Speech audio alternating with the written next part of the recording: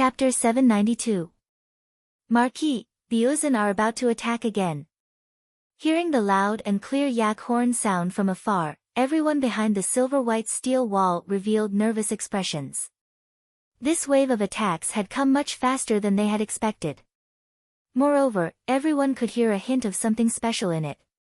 This battle was definitely going to be even more dangerous and tense than the last. There's no need to be nervous. I have everything planned out. Wang Chong had a solemn expression as he looked forward. Dusong Mengpoj was about to attack, and Wang Chong was well aware that he had no chance of survival against this Uzun great general, not even with the karmic battle armor. Dusong Mengpoj was a supreme expert on the level of Zhangqiu Jianxiong, Geshu Han, and Fomen Linta. Wang Chong did not have the strength to fight with an expert of this level. Boom! Like a bolt of lightning, a massive black war banner embroidered with a silver-white eagle suddenly leaped out of the Uzun army. In front of this war banner was a slender figure riding a muscular steed from the Great Snow Mountain, appearing like a demon god. His body wasn't very tall, but he emitted a terrifying aura that was as vast as the mountains and seas.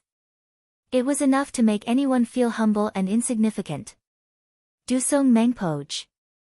Even at this distance, Wang Chong could still recognize at a glance this Uzun great general that he had met once in the capital. At that moment, it was as if time had stopped. After what seemed like both a moment and countless eons, countless Tibetan warriors followed behind Dusong Mengpoj, forming a vast flood of black steel as they charged at him. Wang Chong's eyes widened. His eyes were filled with shock, and he could not help but feel like he was being crushed. Kaiyil. When tens of thousands of Uzun people burst out with all their strength, the sound waves were like mountain torrents exploding, triggering waves of violent airwaves on the plateau.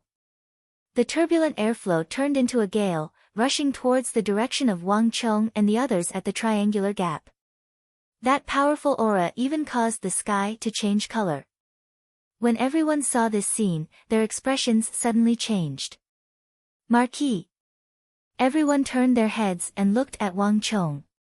At a time like this, only Wang Chong could calm the army and point them in the right direction. Continue as usual. All craftsmen are forbidden from sticking their heads out of the city walls. Also, everyone, get on your horses and listen to my orders. Wang Chong's voice was indifferent, and there were no fluctuations in it. However, it was this indifferent voice that made everyone feel like they had found their backbone, and their hearts calmed down. Boom! The galloping hooves grew louder and louder. The tens of thousands of Uzun soldiers were constantly picking up speed, getting closer and closer to their position. When tens of thousands of soldiers charged together, especially with an imperial great general like Dusong Mengpoj leading the charge, the enormous pressure they exuded was enough to make anyone pale. 1,400 zhang, 1,300 zhang, 1,200 zhang. Clang! A dazzling golden halo of thorns appeared, and the moment Dusong Mengpoj's divine steed leaped out, it began to radiate like a blinding sun, rapidly spreading to the feet of every Uzun cavalry. Even the white braves under Dayan Mengpoj were buffed. At this moment, the momentum of the tens of thousands of Tibetan cavalry swelled, reaching astonishing heights. In comparison, the fortifications and defenses that Wang Chong had erected at the triangular gap were like rocks before a tidal wave, in danger of being crushed at any moment. All soldiers, hear my order. Retreat! A resounding voice resounded through the sky, and a moment later, the several thousand Wushan cavalry turned their horses around and began to charge back toward the steel citadel in the rear like a raging river. Translated by DXHCOXD edited by DXHCOXD edited by DXHCOXD. This abrupt sight left all the Uzun soldiers dumbfounded, and even Dusong Mengpoj's expression froze for a moment. They were used to Wang Chong's bold and fearless style of charging forward no matter how many opponents he faced. So when they saw Wang Chong suddenly flee instead of fighting, even Dusong Mengpoj couldn't help but be surprised. He's rather smart, but he's offended one of his own.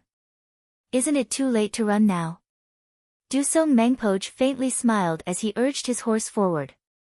No matter what Wang Chong wanted to do, the moment he stepped onto the plateau and built himself a fortress and a steel wall, he had already placed himself in danger. And when Foman Linta retreated, it was foreordained that this young military genius of the Tang dynasty would fall here. All soldiers, charge! Those who retreat will die. Dusong Mengpo's order made the Uzun army even more excited. Damn it! Charge! The sight of Wang Chong fleeing caused Dian Mengpoj to go mad with rage.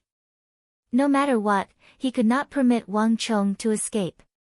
Even if he had to chase him to the ends of the earth, from here to Wushang's steel fortress, he would kill him. Careful! The Uzun army has moved out. They're going to attack the fortress. Even that Uzun great general has moved out. Hurry, hurry! Open the gate and let Marquis and the others in. Everyone, speed up the welding and strengthen the walls. If we let the Uzun break in, all 8,000 of us will die. Remember, don't show your head on the walls. At this moment, no one was more nervous than the 8,000 craftsmen in the rear. The entire fortress was in a state of apprehension. If it weren't for the fact that all the foremen had fought with Wang Chong in the War of the Southwest and were able to maintain their composure at a time like this, constantly reassuring the workers and emphasizing that Wang Chong could deal with everything, they would have already abandoned the wall and fled. Rumble. The massive gate opened. 32 craftsmen were now scrambling to help open the gate, which originally needed only 8 people to operate. Whoosh! A gust of wind blew as one of the Wushang horsemen charged through the gate, and then the rest of the Wushang horsemen charged in like a surging river. Hurry! Close the gate! A thunderous roar reverberated in the sky above the entire city. The countless craftsmen began to move, and the massive gate began to close with the grinding of gears. When the last Wushang horseman charged into the fortress, the gate was completely shut. Don't let them escape. Kill them all. Kill all the Tang people. Now is the time for revenge. The roars of the Uzun soldiers shook the heavens. After several battles, the Uzun soldiers had cast a deep shadow over the Tang people, who they had once looked down on. But when Wang Chong led the Wushang cavalry in fleeing, this gloom and fear was swept away. There was no doubt that no matter how powerful the Wushang cavalry were, they could not be stronger than Lord Dusong Mengpoj. As long as the great general was present, the Tang people were not even worth mentioning. Tens of thousands of warhorses galloped past the silver-white steel walls, charging toward the miniature fortress at the triangular gap in the rear. This time, the tens of thousands of Uzun soldiers encountered no resistance, nor was there a torrent of attacks from the beehives. All the soldiers charged forward, passing through many obstacles until they reached that miniature fortress of steel that was more than 9 zhang tall. Prepare the grappling hooks. A loud shout rang out from within the army. In an instant, clanging sounds could be heard as countless hooks flew up to the city walls. At a time like this, only Dian Mengpoj's white braves could carry such powerful siege weapons. Rumble. A long silver-white battering ram covered in complicated patterns smashed into the gate of the fortress of steel with the momentum of a thunderbolt.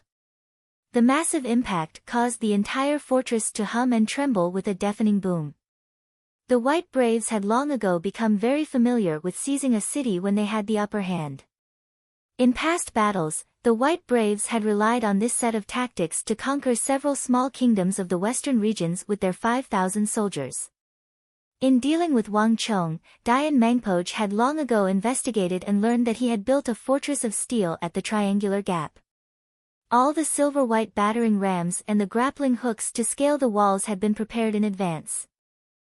But in these successive battles, the 5,000 White Braves had never had the slightest chance to reach the walls and use these siege weapons. Whoosh! In the howling wind, the White Braves flew up to the top of the wall. Unlike Wushang's towering fortress of steel, this wall was far too easy to scale. A few moments later, the White Braves had appeared on the wall. But the first to appear on the wall was far from these White Braves. Whoosh! In a flash of light, Dusong Mengpoj leapt off his divine steed from the great snow mountain. He didn't even need to use his grappling hooks, but he was already more than 90 zhang up the wall. Look! Over there! Use your arrows to shoot at him.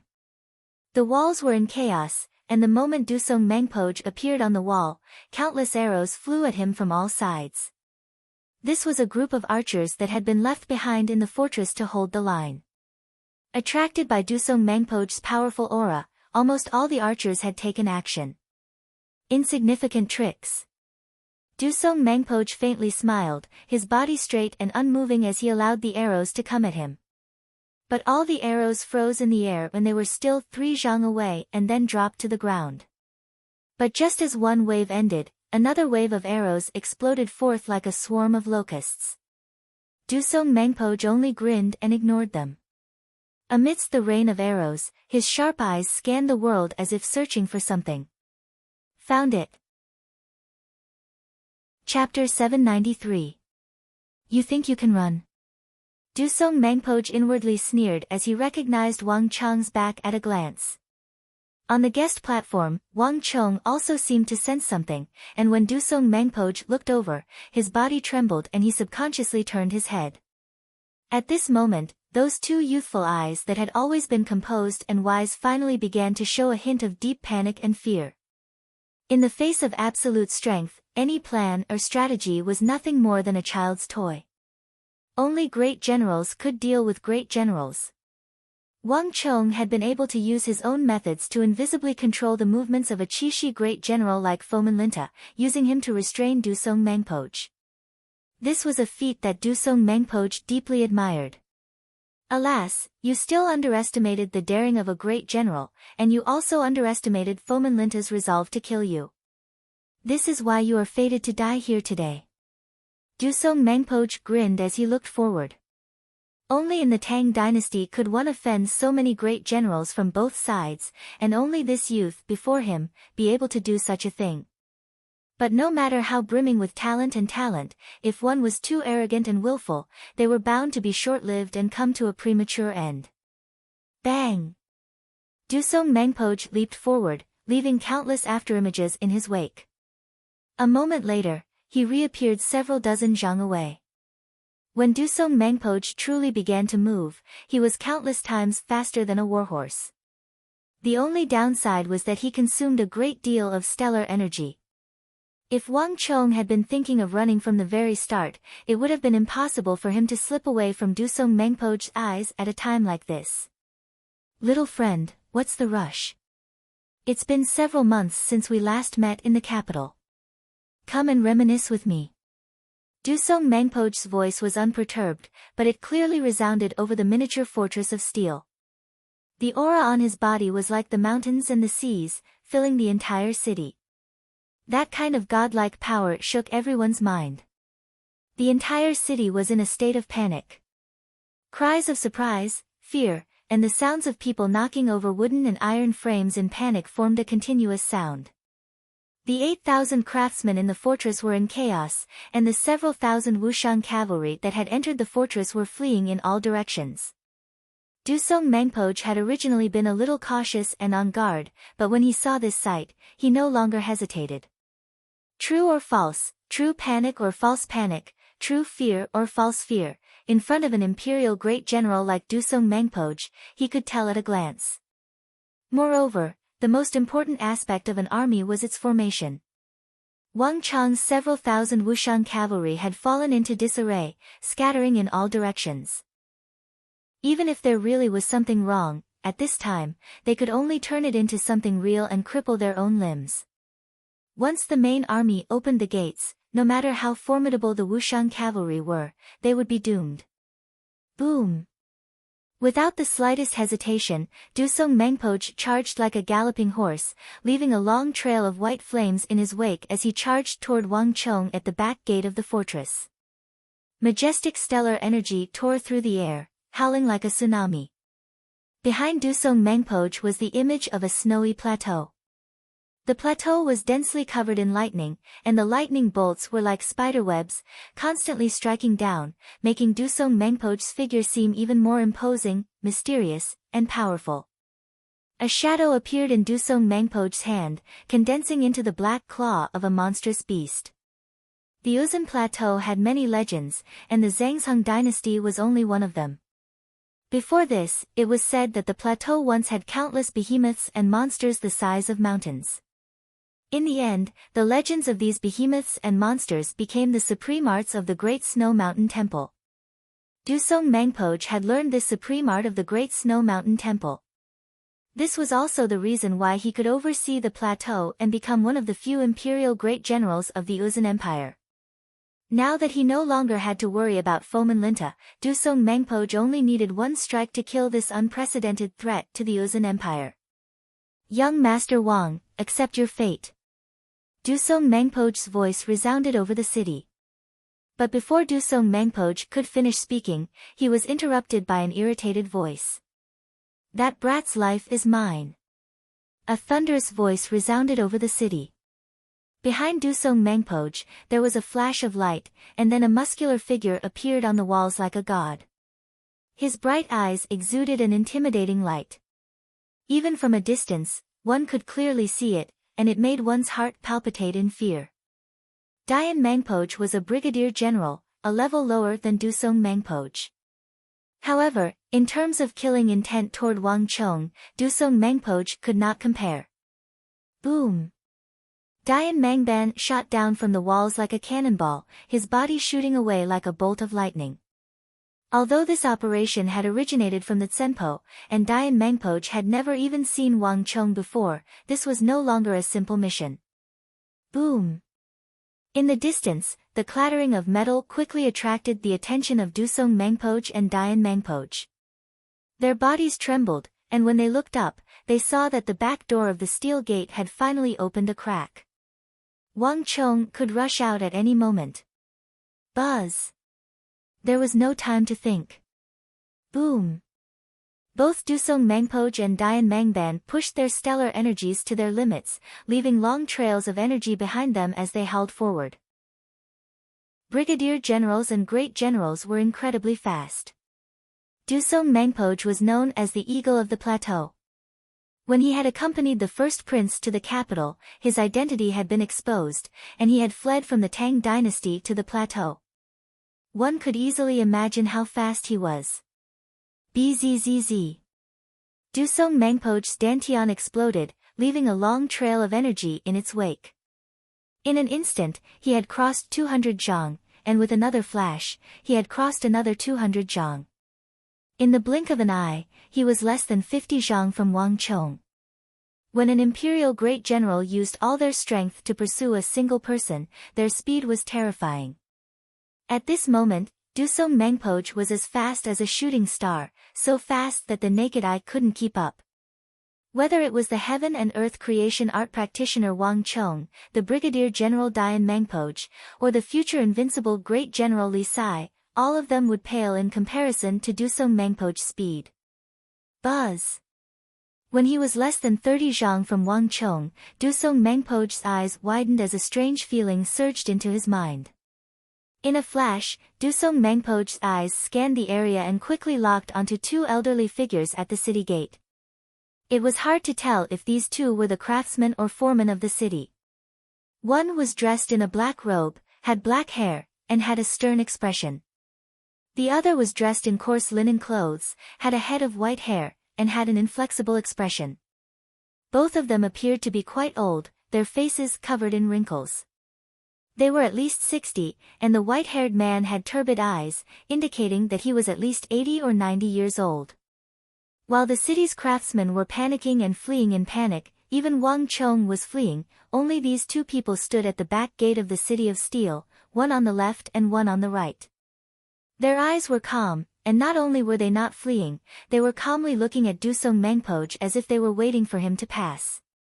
This was a stark contrast to the surrounding crowd. Dusong Mangpo's pupils constricted as a hint of suspicion crept into his mind.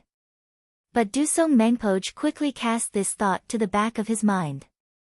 No matter how suspicious these two elders were, they were of little importance to an expert of the imperial great general level like him. At most, if they dared to try and stop him, he would just casually strangle them to death. Boom! Behind him, the white braves had finally scaled the walls of the city of steel and opened the gate. As the heavy gate opened, thousands of Uzun cavalry surged in. At this point in the battle, Uzun had finally obtained victory. Dusong Mengpoj heard the roars of the thousands behind him and no longer hesitated.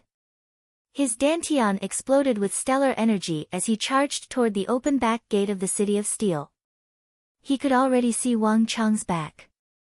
He wasn't far away. Once he killed the young marquis of the Tang dynasty, he would be able to complete the Tsenpo's mission and wash away Uzun's humiliation. What an arrogant Uzun. He's only at the peak of the Saint Martial realm. Who knows how many experts of this level I killed back then? Does this 40-some-years-old junior really think that no one can stop him?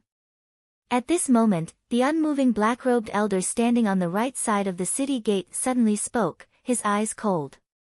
Even someone of Dusong Mengpoj's cultivation couldn't help but feel a deep chill in his heart. You're right, you're right. Brother Zhang, do not take offense. Uzun is far from the Central Plains and does not know that Brother Zhang once dominated the world of sections.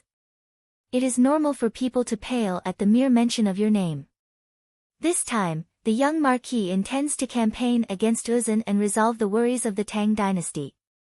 Although I am old, it is rare for me to be able to help the Tang dynasty and the people of the Central Plains, so I am willing to die 10,000 deaths. This time, let us work together to resolve this problem for him. At this moment, the white-haired elder on the left who appeared to be in his 80s or 90s also spoke. The moment the two spoke, an indescribably strange and eerie feeling emerged in Dusong Mengpoj's mind. As a supreme existence at the peak of the Saint Martial realm, Dusong Mengpoj could travel a great distance in the blink of an eye.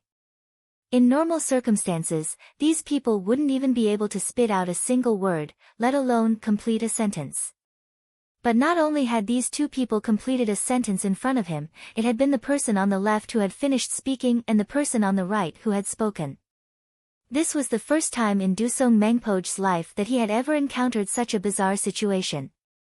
Dusong Mengpoj felt like he had seen a ghost. But what left Dusong Mengpoj even more shocked was, boom. Chapter 794. Dusong Mengpoj had never encountered such a thing in his life. There was basically no imperial great general in the world that he did not recognize, but this black-robed elder was not one of them. But the energy he exuded was brutal and cruel, brimming with endless aggression. For a moment, Dusong Mengpoj felt like he was not looking at a single person, but thousands of swords and sabers. But at the center of these swords and sabers, there was nothing but pitch-black darkness, a massive black hole. Bang! Before Dusong Mengpoj could react, another powerful energy erupted from the side like a tsunami. In Dusong Mengpoj's eyes, that old-fashioned, white-haired, tottering elder who seemed unable to even stand suddenly exploded with a tsunami of energy. True martial realm, profound martial realm, imperial martial realm, Saint Martial realm, the elder's energy instantly broke into the peak of the Saint Martial realm. Dusong Mengpoj, I spared your life last time, so why haven't you learned your lesson? Chief Wushang raised his head and spoke in a thunderous voice. It's you. Dusong Mengpoj's body trembled as if he had been struck by a lightning bolt. Countless scenes flitted through his mind. Looking at that old face, he finally recognized it. More than half a year ago, when he had brought the first prince to infiltrate the capital of the Tang dynasty, Wang Cheng had exposed his identity and forced him to flee in panic. He had the first prince return to the Uzun plateau while he led his pursuers away. At the time, he had mistakenly entered a valley and almost died there. Dusong Mengpoj had never imagined that the mysterious elder who had defeated him in that valley would appear here. It was so massive that even Dusong Mengpoj, an imperial great general of Yusang, appeared dumbfounded. Not good. At this moment, Dusong Mengpoj's entire body began to tremble, an immense fear gripping his body. He suddenly understood why Wang Cheng was so calm and dared to set foot on the plateau with only 5,000 men to challenge the entire Uzun army in the north.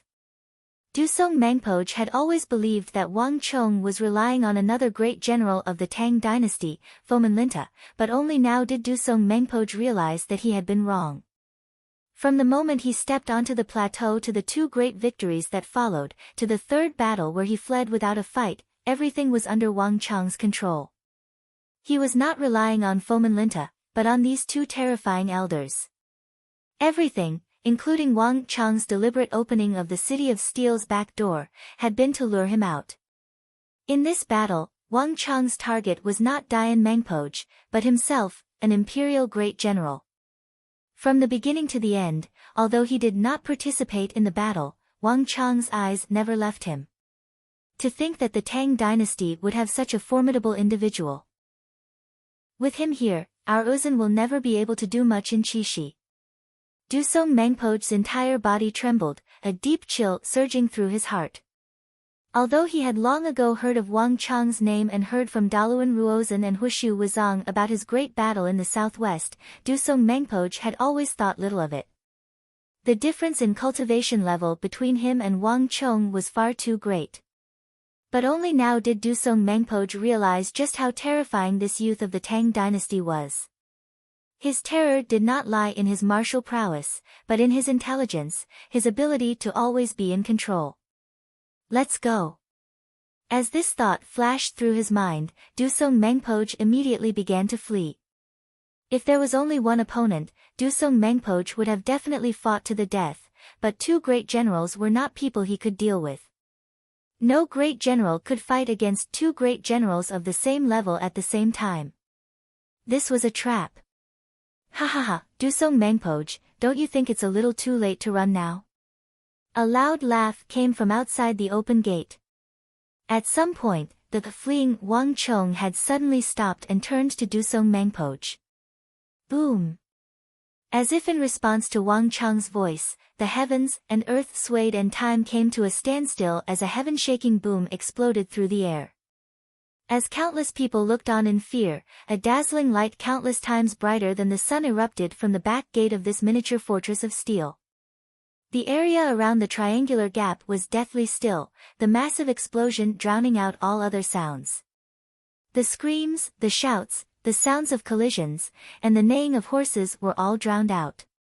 The huge light and heat, as well as the incomparably violent strength qi, radiated outwards, pressing down on the city wall, causing the entire city wall near the back door to emit squeaking sounds. In order to increase the toughness of these walls, Wang Chong had carved hundreds of toughening and defensive inscriptions into them. But in front of these three great generals, these powerful inscriptions were like papier-mâché, shattering and twisting the steel walls into a dough twist. Ah! Ah! A heaven-shaking scream shattered the silence as Dusong Mangpoj was sent flying like a ragdoll. Retreat! A panicked roar resounded through the world. Dusong Mangpoj had barely touched the ground when he immediately began to flee. Dusong Mangpoj had never felt such fear and unease in his entire life. The intense sense of danger was like a shadow following him, so fierce that it could not be any more intense. Whether it was in terms of strength, energy, fighting techniques, or the use of stellar energy, these two had far surpassed Dusong Mangpoj's expectations. If he had not personally fought with them, he would have found it difficult to imagine their sharpness and terror. Every bit of stellar energy they possessed was unleashed to the fullest, to the limit. This was especially true of the black-haired elder. In his hands, he could use one bit of stellar energy to the effect of three. Thus, although his cultivation level was not the highest, he was the most threatening and terrifying of the three.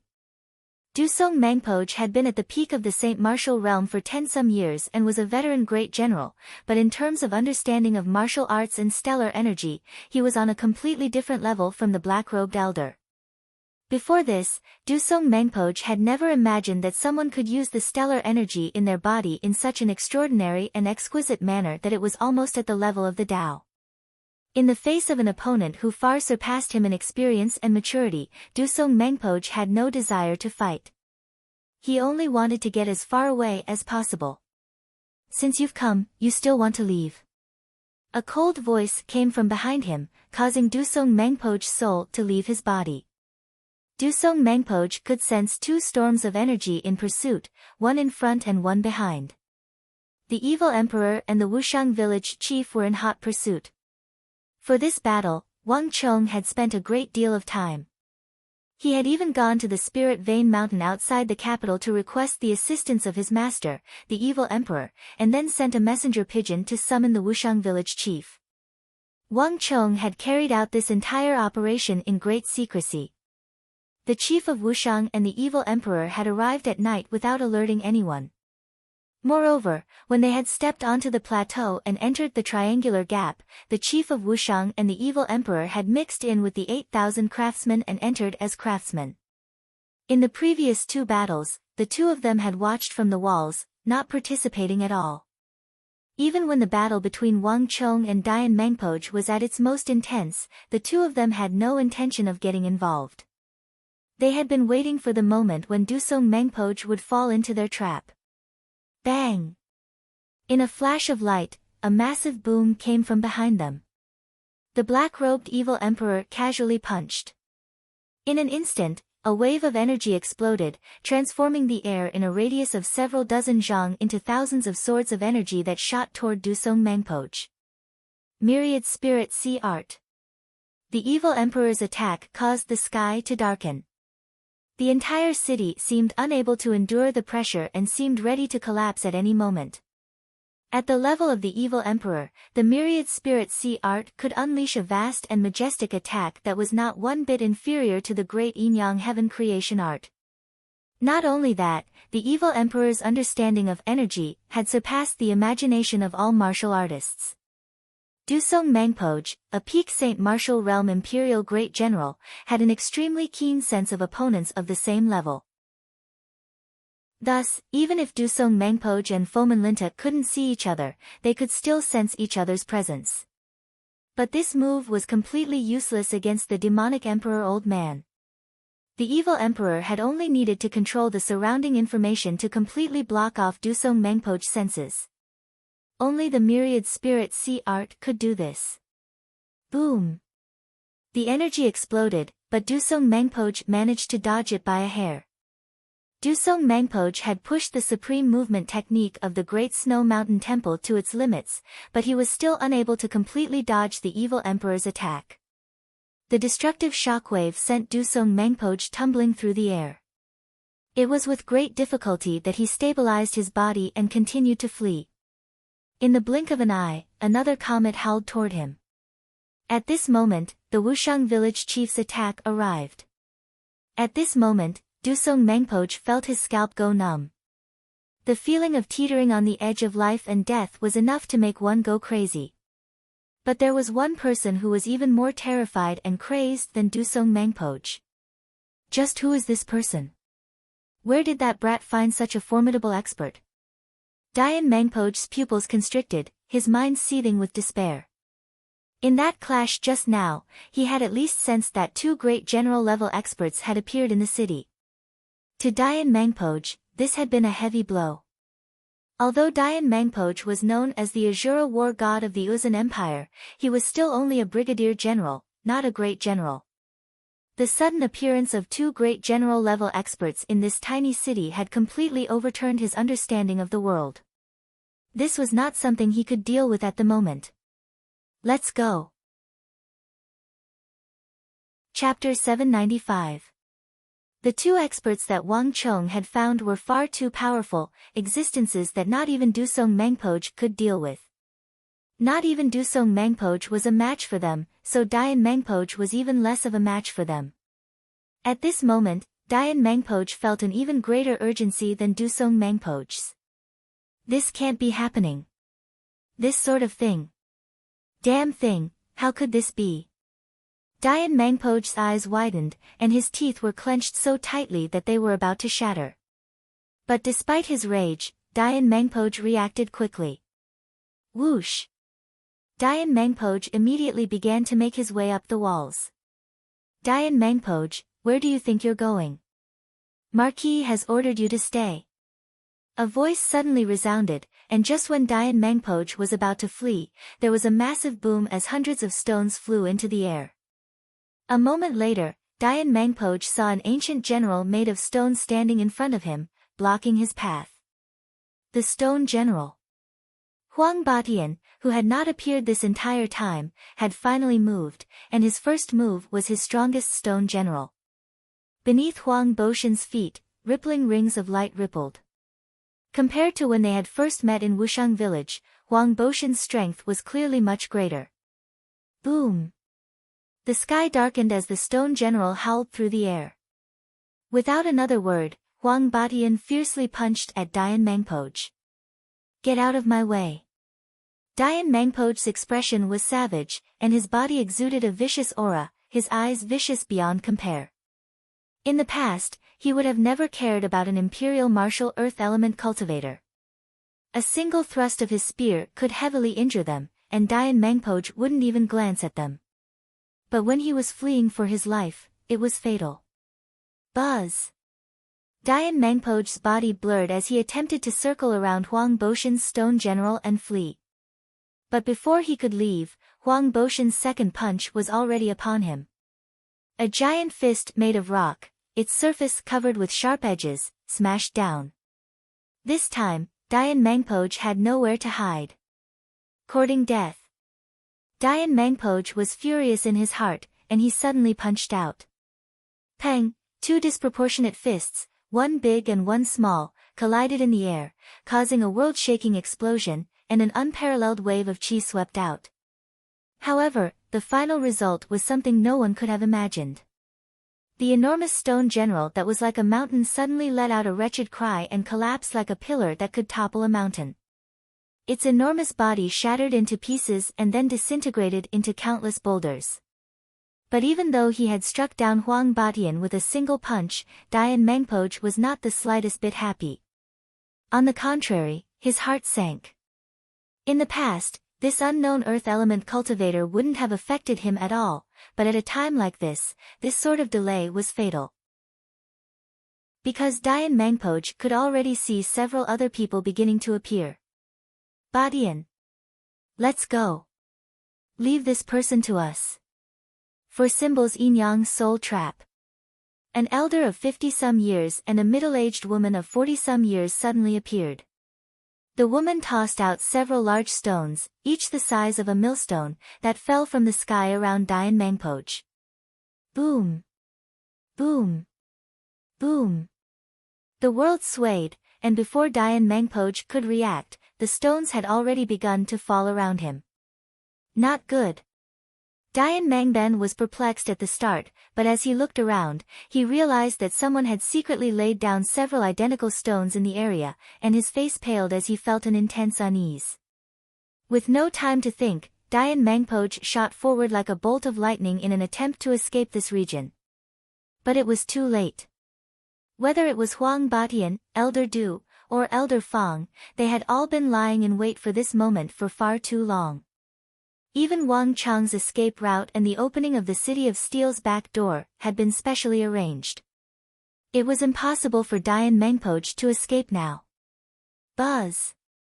In a flash of light, the scenery around Dayan Mangban began to change. Dayan Mangban had barely taken a few steps when all he could see was chaos. The City of Steel and the surrounding scenery had vanished as if he had fallen into a different dimension. Even someone as powerful and daring as Dayan Mangban, who had vanquished countless enemies, couldn't help but pale in fright, rage, and panic when encountering this open for me. Dayan Mangban angrily bellowed, and as he charged forward, he immediately gathered all his stellar energy and unleashed it. When a brigadier general of the empire released all his stellar energy, the momentum would be astonishing. The roiling waves of chi transformed into a tide that swept in every direction. In the face of an attack of this level, even gold and iron would be shattered into pieces, let alone earth and stone. But the explosion of stellar energy and Dayan Mangban's full-strength strike failed to produce any sort of reaction. All the stellar energy vanished without a trace like a clay ox sinking into the sea. Not only that, as Dayan Mangpoj charged forward, he encountered nothing, but he still couldn't get out. All he could see was a gray haze, making it impossible to tell up from down, let alone where he was. Ancient illusion formation. Dayan Mangpo's heart went cold. Back at the Great Snow Mountain Temple, he had heard that the Tang dynasty of the Central Plains had some secret legacies, such as maze formations and illusion formations. Using a few branches or stones, one could create illusions and blind the opponent's perception. But that was just a small trick. Once a brigadier general or great general reached the level of a brigadier general, their eyes would be sharp, and their willpower would be firm. It was impossible for them to be easily bewitched, so illusion formations and the like were useless. When Dayan Mangpo heard this, he simply laughed it off. But the one before him was clearly different. After Dayan Mangpo was trapped inside, he couldn't sense anything in the outside world, couldn't fly out of the boundary, and couldn't shatter his formation. This was no longer something that could be described as a traditional smokescreen or an illusion formation. In Dayan Mangban's understanding, only those powerful ancient illusory formations that were said to have been lost to the Central Plains long ago could do this. Dayan Mangpo had not expected to encounter something like this in the City of Steel at the Triangular Gap. It wasn't that there was no way to break this ancient illusion formation, but it was extremely time-consuming, and at a time like this, it could be fatal. At this moment, Dayan Mangpo's heart went cold. Dayan. Behind him, Dusong Mangpo saw an elder of around 50 and a middle-aged woman of around 40 appear, and then Dayan Mangpo instantly vanished. Dusong Mangpo's heart chilled, and his entire face paled. Buzz! Dusong Mangpo suddenly turned around and charged at Dayan Mangpo, but before he could even take a few steps, the world rumbled and a wave of energy slashed at him like hundreds of swords, each several dozen zhang long. Still in the mood to save him? None of you will be able to escape today. An icy voice that made one's scalp numb came from behind him, so close that it seemed like it was right next to one's ear. Dusong Mangpo's entire body trembled like a bucket of ice water had been poured over his head. His entire body went cold, and even his breathing seemed to stop. The black-robed elder. The image of that stern and ridiculously powerful black-robed elder appeared in Dusong Mangpo's mind. If he had known that there was such a terrifying existence in the city, he would have led his army and fled without even attacking the city. Dayan, it's not that I don't want to help you, but I can't even protect myself right now. This is all I can do to help you. Dusong Mangpo gathered his stellar energy and shifted, barely dodging the second wave of attacks from the evil emperor. At the same time, he took out a scimitar from his waist and immediately threw it at the place where Dayan Mangpo was trapped. Space shrieked as if being torn apart. The moment Dusong Mangpo's saber was thrown, it transformed into a comet, shrouded in destructive energy as it howled through the air. An imperial great general was so powerful that Dusong Mangpo's attack could even shatter a mountain. Even if it couldn't save Dayan Mangpo, it could still shake the formation and create a crack that would allow Dayan Mangpo to escape. Bang! But the scimitar had only flown a few dozen feet when a small black silhouette struck Dusong Mangpo's scimitar, the immense force of the collision sending the scimitar flying far away. Dusong Mangpo's heart sank. At that moment, he could clearly see that the black shadow that had sent his scimitar flying was an ordinary wooden hairpin. The Wushang village chief had finally taken action. Dayan, take care of yourself. I've already done all I could. A hint of struggle flickered through Dusong Mangpo's eyes, but he quickly flew past the four symbols yin-yang soul trap and into the distance. Even though he only needed to stop an attack with all his strength to save Dayan Mangpo, Dusong Mangpo did not even dare to think about such a thing. If he hesitated for even a second, given the strength of those two terrifying existences behind him, not just Dayan Mangban, but even he would be dead. Of two evils, he had to choose the lesser. It went without saying what he should choose. Buzz! As Dusong Mangpo flew over the wall, Dayan Mangpo welcomed his most important guest in the four symbols yin-yang soul trap. Buzz! There was a flash of light, and with the crisp sound of footsteps, several figures appeared in the four symbols yin-yang soul trap. Dayan Mangpo, We meet again. Wang Chong smiled, his expression relaxed as he slowly appeared in Dian Mengpo's line of sight. It's you. Chapter 796. But very quickly, Dian Mengpo sneered. Good. I didn't expect you to dare appear before me at a time like this. Dian Mengpo said, his eyes brimming with killing intent. Ha, I'm here to send you off. Wang Chong faintly smiled and immediately attacked. Almost at the same time, Dian Mengpo charged at Wang Chong. Great Snow Mountain Devil Dragon Art. Vast Universe Art. Great Yin-Yang Art. A series of shouts rang out from the four symbols Yin-Yang Soul Trap. Rays of light even more dazzling than the sun exploded from within the formation, and strong winds swept in all directions. A moment later, there was a shrill scream, and then everything returned to silence. Bzzz. About 5 minutes later, there was a flash of light, and Wang Chong walked out of the four symbols Yin-Yang Soul Trap, wearing the karmic battle armor. His expression was clear, his eyes bright, and his entire person energetic. He was completely different from before. More importantly, a purer and more vigorous aura erupted from his body. At this moment, Wang Chong seemed to have been reborn. The aura he exuded was no longer that of the Saint Martial realm with the help of the karmic battle armor. Instead, it was pure and natural, bursting forth from within his body. The Saint Martial realm, I've finally succeeded. Wang Chong's eyes flashed, and he exuded an awe-inspiring demeanor that caused others to involuntarily feel a sense of awe and fear. This was not a deliberate action, but something that came naturally when one's cultivation reached a certain level. The combination of the vast universe art and the great yin-yang art, these two ultimate moves of the great yin-yang heaven creation art, had finally managed to severely wound Dian Mengpo. Wang Chong had absorbed the Saint Martial realm internal energy of this legendary general of the Uzan Empire, the brigadier general of the empire, the Azura war god, and the future great general king. He had finally broken through the shackles and reached the early level of the Saint Martial realm. Although he was only at the initial stage of the Saint Martial realm, far from the peak of the Saint Martial realm, to Wang Chong, this was like the difference between heaven and earth. As long as his realm was fixed at this level, he would be able to cultivate many of the secret arts from his previous life. He would also be able to display many battle skills and martial arts that he had been unable to display due to the limitations of his realm. Just like unlocking, at this moment, Wang Chong's battle prowess didn't simply increase by one level. Instead, it increased by several times. Most importantly, this was equivalent to fighting his way to the Great Tao, a Great Tao leading to the path of the War Saint in his previous life. From the looks of it, if he wanted to recover to the cultivation of his previous life, he might not need that much time at all. Congratulations, host. You have completed the mission, She's Threat. You are rewarded with 400 points of destiny energy. Warning. The history of the world has changed. The famous General Dian Mengpo has died in battle, and the course of history on the plateau has changed.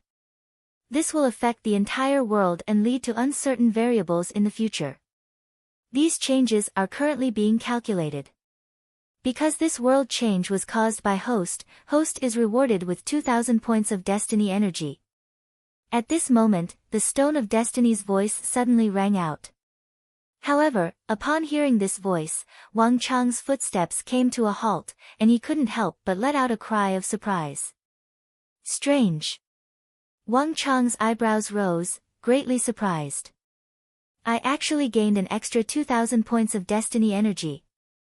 The reward of killing Dian Mengpo was 400 points of destiny energy. Wang Chong wasn't surprised by this, because this had been the mission issued by the Stone of Destiny from the very beginning. On the contrary, the additional 2000 points of destiny energy after killing Dian Mengpo took Wang Chong by surprise. The Stone of Destiny hadn't even mentioned this when it had issued the mission. The Stone of Destiny said that changing the history of the plateau would affect the entire world. It turns out that changing the fate of another country can also result in a major reward. This truly is an additional method of obtaining destiny energy.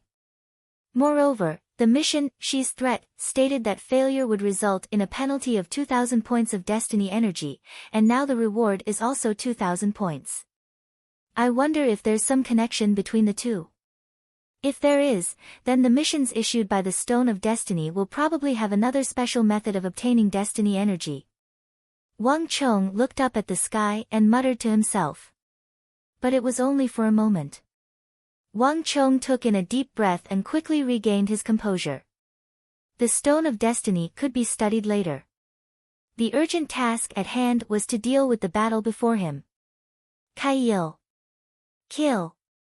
As the roars of fighting reached his ears, Wang Chong opened his eyes and saw that as Dusong Mangpoj fled, the morale of the Uzan army had plummeted. It was said that the heart of the army was tied to the commander-in-chief of the army, so one could easily imagine the shock and impact the tens of thousands of soldiers of the Uzan army had suffered upon seeing Dusong Mangpoj flee. It had been a devastating blow. An imperial great general represented the highest level of fighting power in the world. In the hearts of the Tibetan warriors, they would never run away from them. When Dusong Mangpoj was pursued by the evil emperor and the chief of Wushang, two supreme experts of the profound martial realm, the deepest and most deeply rooted belief in the hearts of the Uzan army crumbled. The collapse of the tens of thousands of soldiers of the Uzan army had been spontaneous and comprehensive. In the blink of an eye, a full-scale assault had been transformed into a mass escape. The unique geography of the triangular gap also displayed its power. While Wang Chong was dealing with Dian Mangpoj in the Four Symbols Yin-Yang Soul Trap, all the Wushang cavalry had finished gathering and were being led by Li Sai in pursuit of the Uzan army. Although they had lost the support of Wang Chong's powerful war rings, the most formidable white braves of the Uzan army had also lost the support of Dian Mangpoj, the Great Bon Formation, and many more war rings. Coupled with the charge of tens of thousands of their own soldiers, the White Braves were like dragons without a leader and no longer possessed the terrifying fighting power they were rumored to possess. Interesting. Wang Chong's eyes flashed as he roughly guessed at the cause and effect of the matter. His lips curled into a smile. Twang! There was a sharp whistle and a cloud of dust as the white-hoofed shadow whizzed over. Wang Chong mounted his horse and charged out of the city gate. As he charged out of the city of steel, Wang Chong smiled and released his war halo. Boom! Boom! Boom! With a clatter of metal, one halo after another descended from his body, enveloping the white-hoofed shadow's feet. Then, like a hurricane, the halo expanded without end, rapidly spreading out from the city to the entire army. Boom! Heaven-shaking cheers came from outside the city of steel. Marquis! It's Marquis! Marquis was just dealing with Dian Mangpoj. Now that Marquis has come, Dian Mangpoj is dead. Charge! It's time for our counterattack. Don't let them escape. Waves of cheers rose and fell, as if the earth was splitting and the mountains were collapsing. Although they couldn't see anything, they could clearly sense that a vast amount of energy outside the city had suddenly grown many times stronger and soared into the sky. The three halos of Dusk Stallion, the bane of the battlefield, the bane of generals, all these halos were added together, increasing the enemy's strength. One could easily imagine the situation the Uzan army was in. Screams, neighs, and panicked shouts filled the air. Even though he was very far away, Wang Chong could still sense the panic. Wang Chong knew that he had truly won this battle. Hiya! Wang Chong quickly leaped over the city gate and gave chase. Outside the city, Wang Chong could see from his warhorse that the entire northern border of the Tibetan plateau was in complete chaos. Several thousand Wushang cavalry had split into small arrow formations and were chasing the fleeing Tibetans north and south. Translated by Hypersheep 325. Wherever they went, the Uzan army would crumble. No one dared to stop, much less resist. All of them had panicked expressions on their faces as they fled, not even bothering to form a formation. At such an advantageous moment, even the experts of all the aristocratic families in the city rushed out and chased after them. The earth was covered in corpses, the corpses of the Uzun cavalry. Broken weapons and halberds littered the ground. Even the long and massive banner of Dusong Mangpoj, painted with a white eagle, had been snapped in two and was thrust into the plateau, its broken pieces fluttering in the wind. Clang! As Wang Chong was looking around, he suddenly heard a metallic clatter from beneath him. Before Wang Chong could react, the milky white halo representing the bane of the battlefield suddenly exploded with light. The halo rapidly expanded, and then, like a washing wave, it began to spread in every direction. Congratulations to user. The bane of the battlefield halo has broken through to the fourth layer.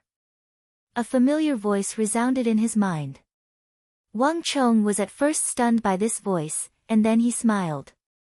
For the bane of the battlefield halo, which had remained dormant for so long, to suddenly break through at a time like this was truly a pleasant surprise.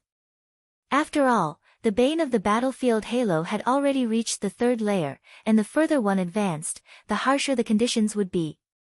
To be able to break through to the fourth layer at a time like this was truly an unexpected harvest.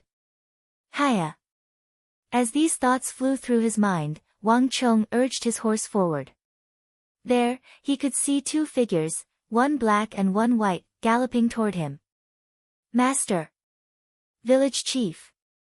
Wang Chong called out, his eyebrows raised, his face brimming with joy as he rode forward to meet them. The greatest contributors to this battle were his master, the evil emperor, and the chief of Wushang. If not for them, it would have been rather difficult for him to defeat Dusong Mengpoj with his own strength. Master, village chief, how is it? Did you catch Dusong Mengpoj? Chapter 797. No. This junior truly does have some ability. Elder Fang and I pursued him the entire time, but in the end, he used the strength of an army of tens of thousands to stop us, allowing him to escape. The evil emperor indifferently said, as if he was speaking of a trifling matter. Dusong Mengpoj was a renowned Uzun great general, the eagle of the plateau, and one of the few peak saint martial experts, but in the mouth of the evil emperor, he was simply a junior. But even so, Wang Chong did not feel that there was anything wrong with this.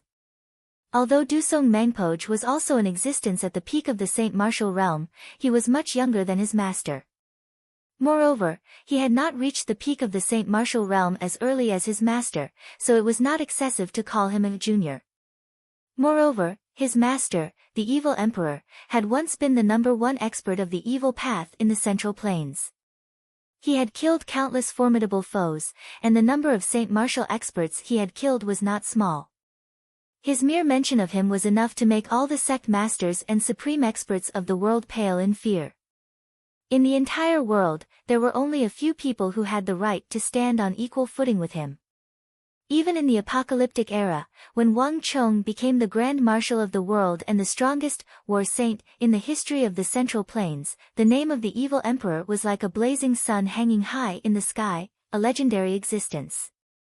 If even he was like this, then Dusong Mengpoj had even less of the right to be arrogant. I also only just learned that he is an imperial great general of the Uzun. If I had known that he would lead an army to invade the Tang dynasty, I would have never allowed him to leave. The white-haired Wushang village chief sighed and said, the Wushang village chief has a head of white hair.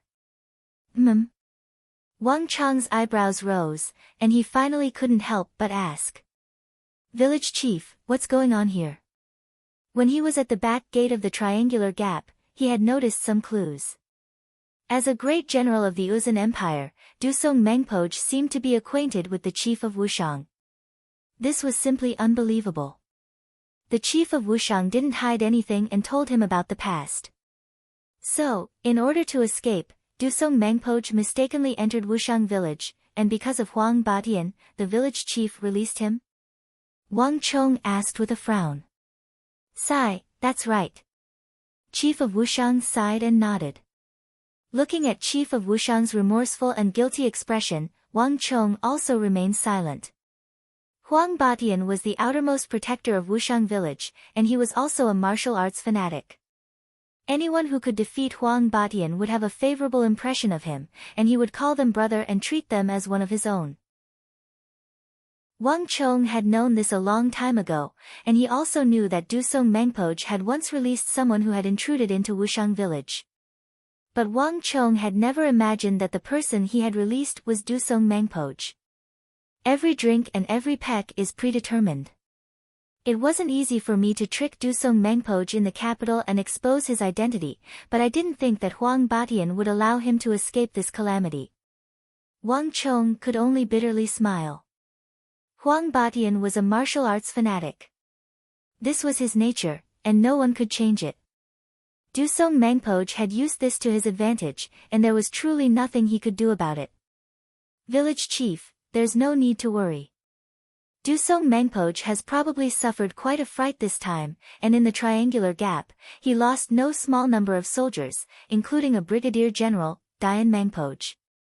He probably won't dare to come back for a while. Wang Chong consoled. You're right about that. Although he managed to escape, Elder Fang and I still managed to heavily injure him. He won't be able to recover without at least half a year. The evil emperor waved his black robe as he suddenly spoke, a hint of pride on his face. Ah! Wang Chong was pleasantly surprised. He had been busy dealing with Dian Mengpoj in the Four Symbols Yin-Yang Soul Trap, so he had no idea what was going on in the outside world. Wang Chong had also not expected that someone of Dusong Mengpoj's strength would still end up heavily injured by his master and chief of Wushang. If this was the case, it meant that this operation had been even more successful than expected. Wonderful. For a very long time in the future, Dusong Mengpoj will find it very difficult to appear on the northern border of the Uzan Plateau, much less threaten Qixi. Wang Chong had an excited look on his face. Right, master, when Dusong Mengpoj used a secret art to borrow the strength of the army, how did you manage to defeat him?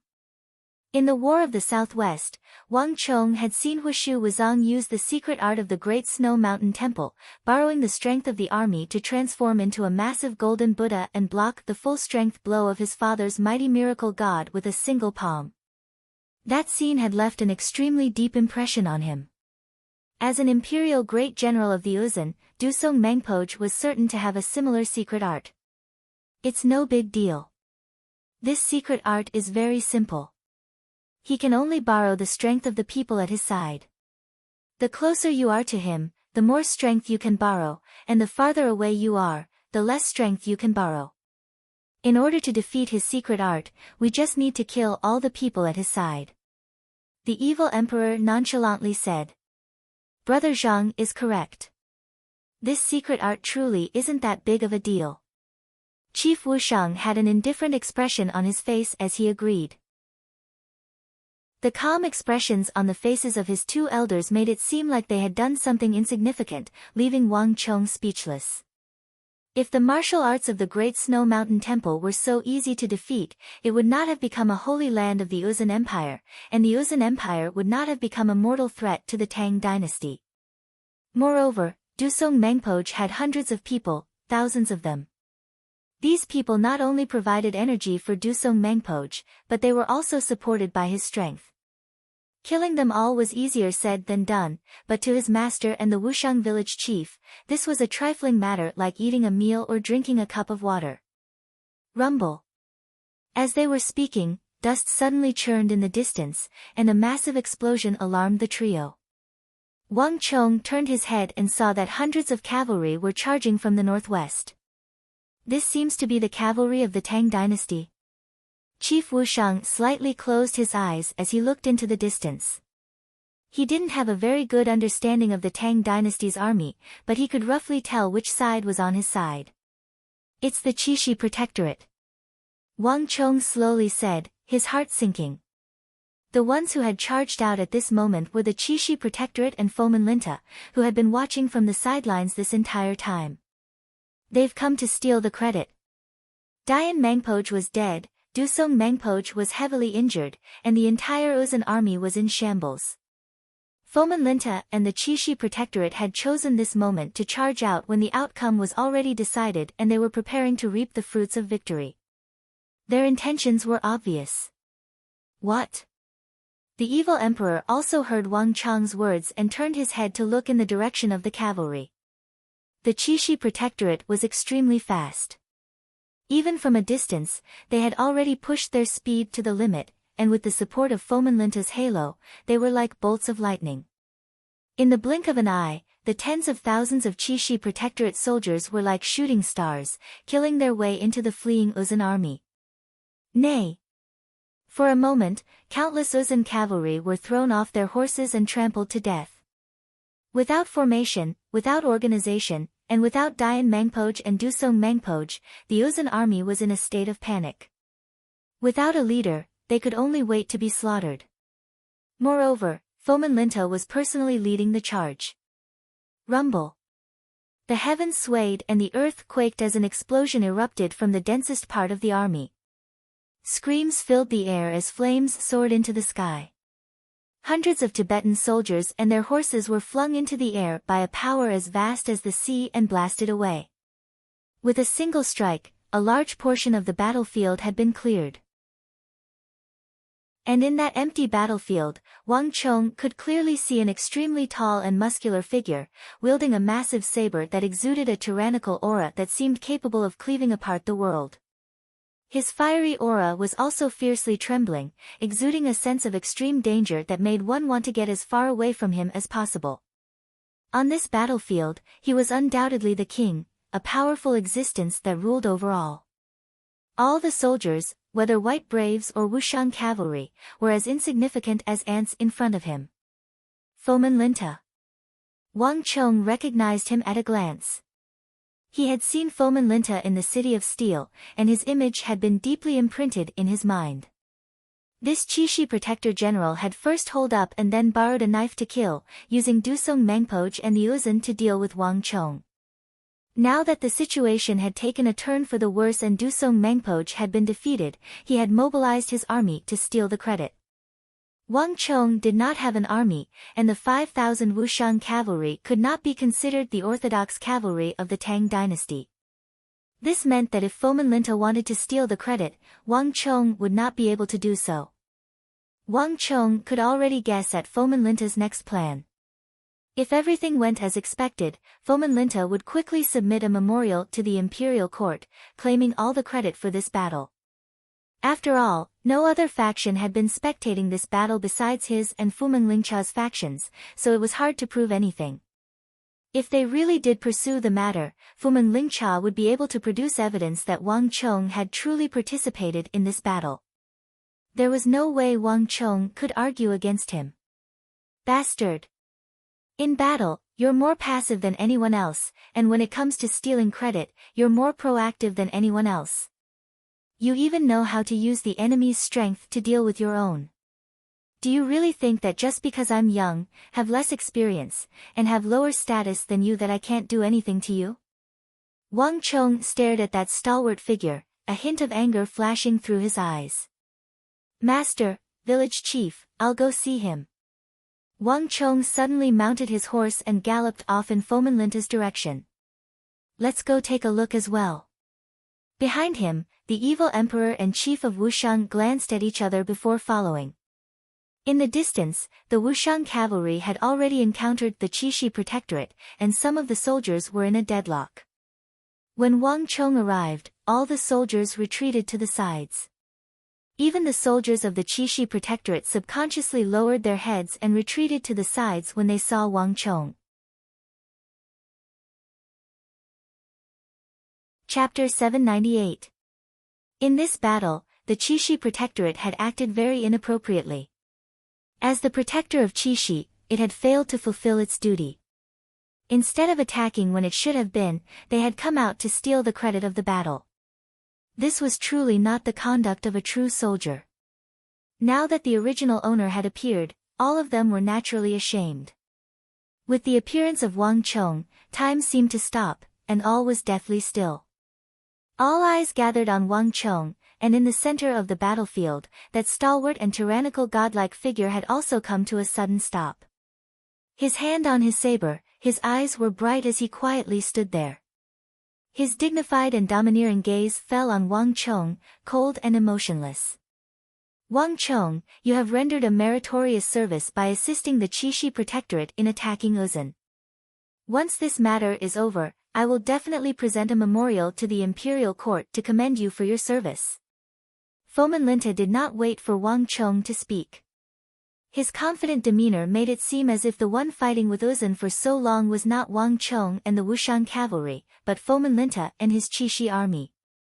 Lord Protector General has rendered such a great service that Wang Chong might have to give Milord a gift. A few days ago, the western regions delivered a divine turtle. Wang Chong can give it to Milord. Wang Chong looked down from atop his white-hoofed shadow, his eyes brimming with derision. Impudent. Wang Chong's words were met with a chorus of angry rebukes. Tortoises could stretch and shrink, and Wang Chong was clearly mocking Fumeng Lingcha and the Qixi Protectorate army for retreating at the crucial moment so that they could take the credit when the battle was over. Fomin Linta didn't say anything, but his eyes were blazing with anger. Wang Chong's status was far inferior to his, but at this time, he dared to mock and ridicule him. It was simply impudent. Wang Chong, Fomin Linta's expression turned cold. Just as he was about to speak, his gaze suddenly swept past the two figures behind Wang Chong who were slowly walking over. His pupils shrank as if he had been pricked by a needle. All his anger instantly dissipated, and an indescribable sense of threat spread from the soles of his feet to his entire body. For no reason at all, Fomin Linta's entire body tensed up, as if there was a prick on his back. It's them. Fomin Linta immediately recognized them. When Dusong Mangpoj had entered the City of Steel, he had sensed two powerful and terrifying auras erupt from the city. Even though he was very far away, Fomin Linta had still been able to sense the dreadfulness and threat of these auras. It was precisely for this reason that Fomin Linta had sensed that the situation had changed, which was why he had immediately mobilized the Qixi Protectorate to enter the battlefield at full speed. I didn't think that this brat would have such formidable figures at his side. Just how many more secrets does he have? Fomin Linta stared at the two figures, one black and one white, with a deep apprehension in his eyes. There's always a higher mountain. This fellow Fomin Linta only knows how to take advantage of any opening, bullying the weak and fearing the strong. It seems like there are times when I have to show off my strength. Wang Chong inwardly sneered. From his high vantage point on his horse, he could see through every change in Fomin Linta's face. Inviting his master and the chief of Wushang had truly been a wise decision. Fomin Linta was clearly wary of him. Wang Chong, what is the meaning of this? Do you really think that by bringing a few formidable people, you can act so impudently in front of me? Let me tell you, all of Qixi is under the control of me, Fomin Linta. Wang Chong, do you dare to rebel in front of me? Fomin Linta coldly said. 20 years ago, if a little foreigner dared to speak to me like this, I would have killed him with a single slash of my saber. The voice of the evil emperor came from behind him, his voice cold and unhurried as he walked over with the chief of Wushang. Even in front of an imperial great general like Fomin Linta, he made no attempt to hide his disdain, exuding an extremely domineering aura. Given the evil emperor's status in the martial arts world, he had stirred up so many bloody storms, killed so many top-class experts, and made so many people pale at the mere mention of his name. A Saint Martial realm Fomin Linta truly wasn't much in his eyes. Impudent. Fomin Linta was enraged. No matter how patient he was, he couldn't accept these words. Disciple. Do you need me to kill him? As long as you nod, your martial uncle Fang and I will kill him right now. That Dusong Mangpoj ran fast enough that we weren't able to kill him, but a foreigner like him is nothing to us. Killing him is as easy as snapping a finger. The evil emperor said. His gaze was as sharp as a sword, and it immediately fell on Fomin Linta's neck, the killing intent in his eyes obvious and undisguised. It was like Fomin Linta was not a great general that could intimidate the world, the Qixi Protector General, but a chicken or a duck in his eyes. On the side, the chief of Wushang didn't nod, but he also didn't shake his head. He had seen all the effort Wang Chong had put into dealing with Uzan, but Fomin Linta and the Qixi Protectorate hadn't appeared when they were needed, only coming out to take credit after the battle. This was truly shameful. Bastard! This is preposterous. Fomin Linta's face was red and his entire body was trembling. He was the mighty Chishi Protector General, an imperial great general, and yet he was being humiliated in front of so many soldiers. This was simply too arrogant, showing no respect for him, the Imperial Protector General. Killing intent surged in Fomin Linta's eyes as he tightened his grip on his saber, causing it to clack.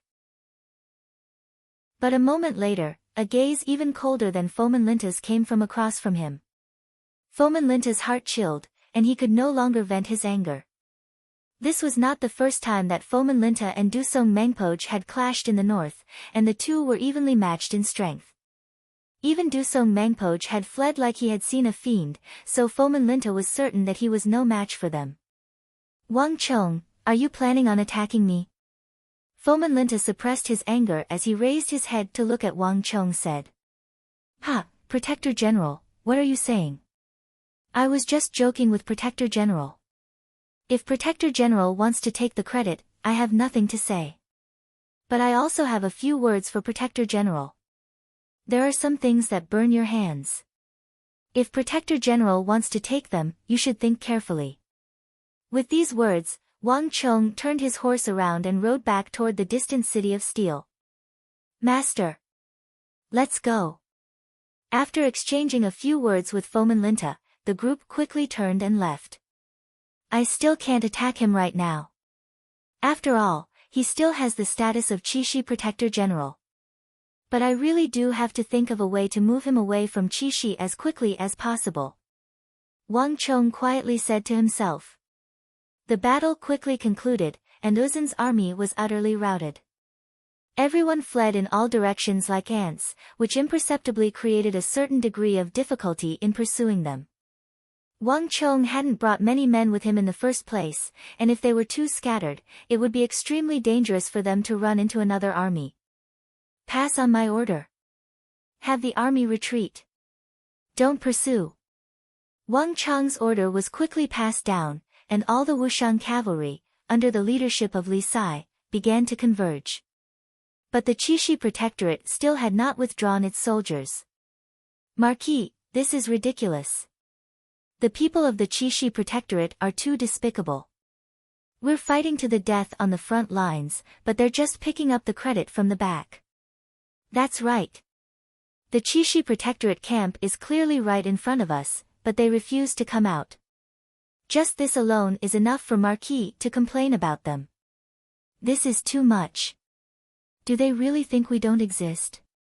Behind the silver-white steel walls, the soldiers were all gathered together, looking into the distance with furious expressions. Up to this point in the battle, the Chishi Protectorate soldiers had treated them as if they didn't exist, brazenly and confidently trying to seize the credit. Some of the Chishi Protectorate soldiers had even intentionally blocked their path, intentionally ramming their horses into them. Their methods were truly despicable to the extreme. A dog could bite a man, but a man could not bite a dog. The several thousand Wushang cavalry could deal with the Uzun without batting an eye, but they could not do the same to the Tang dynasty soldiers. Ha, it's just an itch. There's no need to worry about it. Let them fight for it. Fomin Linta might think of this as a massive contribution, but to us, this is just a small contribution at the beginning. Compared to the contributions we'll make in the future, this battle is insignificant.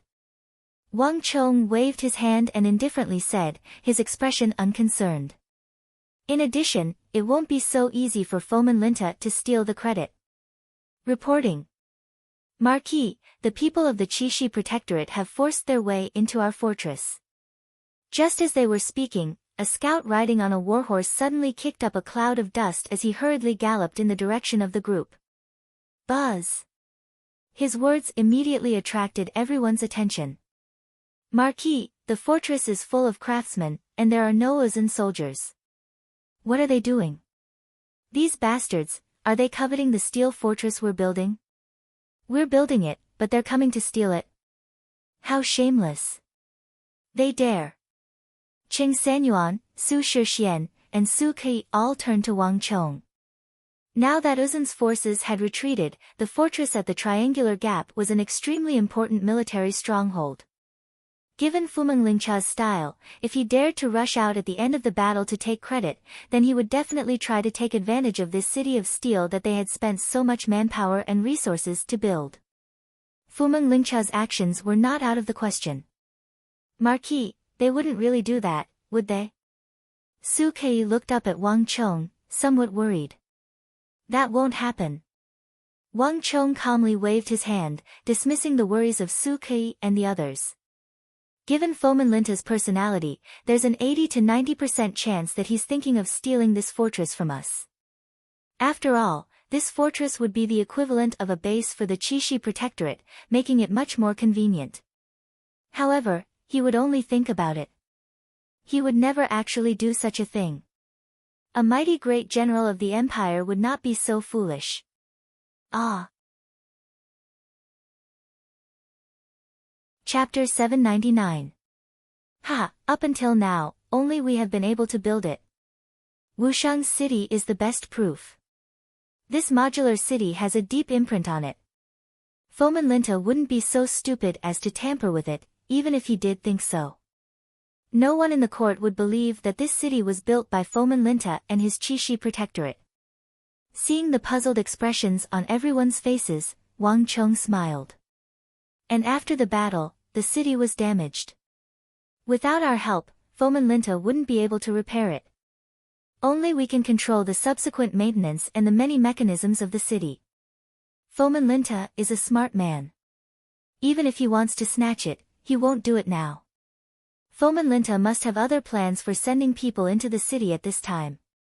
Speak, what's going on? With these last words, Wang Chong turned his head to look at the scout who had reported the news. The scout did not dare to be negligent and hurriedly reported what had happened in the city. As it turned out, while Wang Chong was gathering his troops, at least 20 people from the Qixi Protectorate had sneaked into the city in the rear when no one was paying attention. The movements of these people were very strange. They did nothing but look around as if they were looking for something. And the strangest thing was that these people were not ordinary scouts. Although some of them had taken off their symbolic armor, the experienced scouts were still able to tell at a glance that they were high-ranking officers.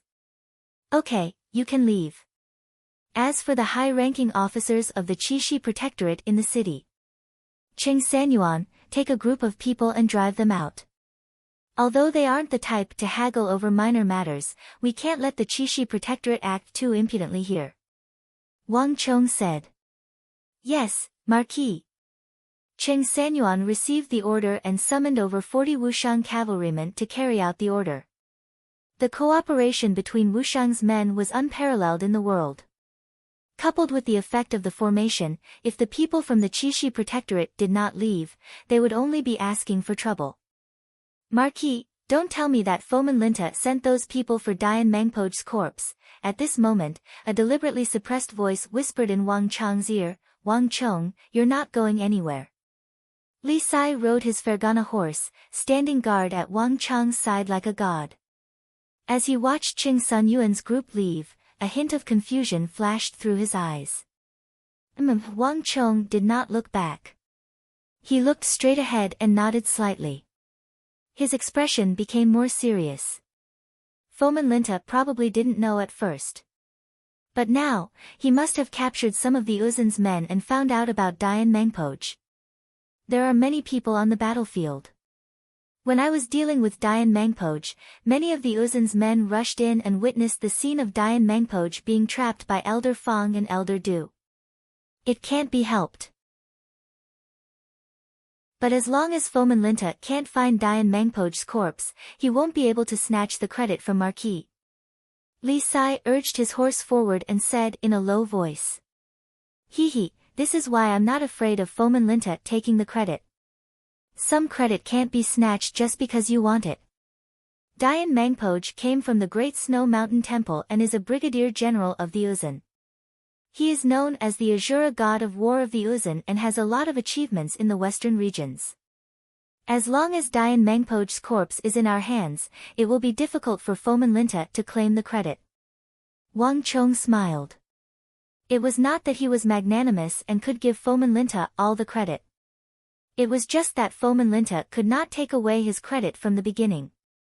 Dayan Mangpoj, as one of the commanders of the Uzun side in this war, played a decisive role.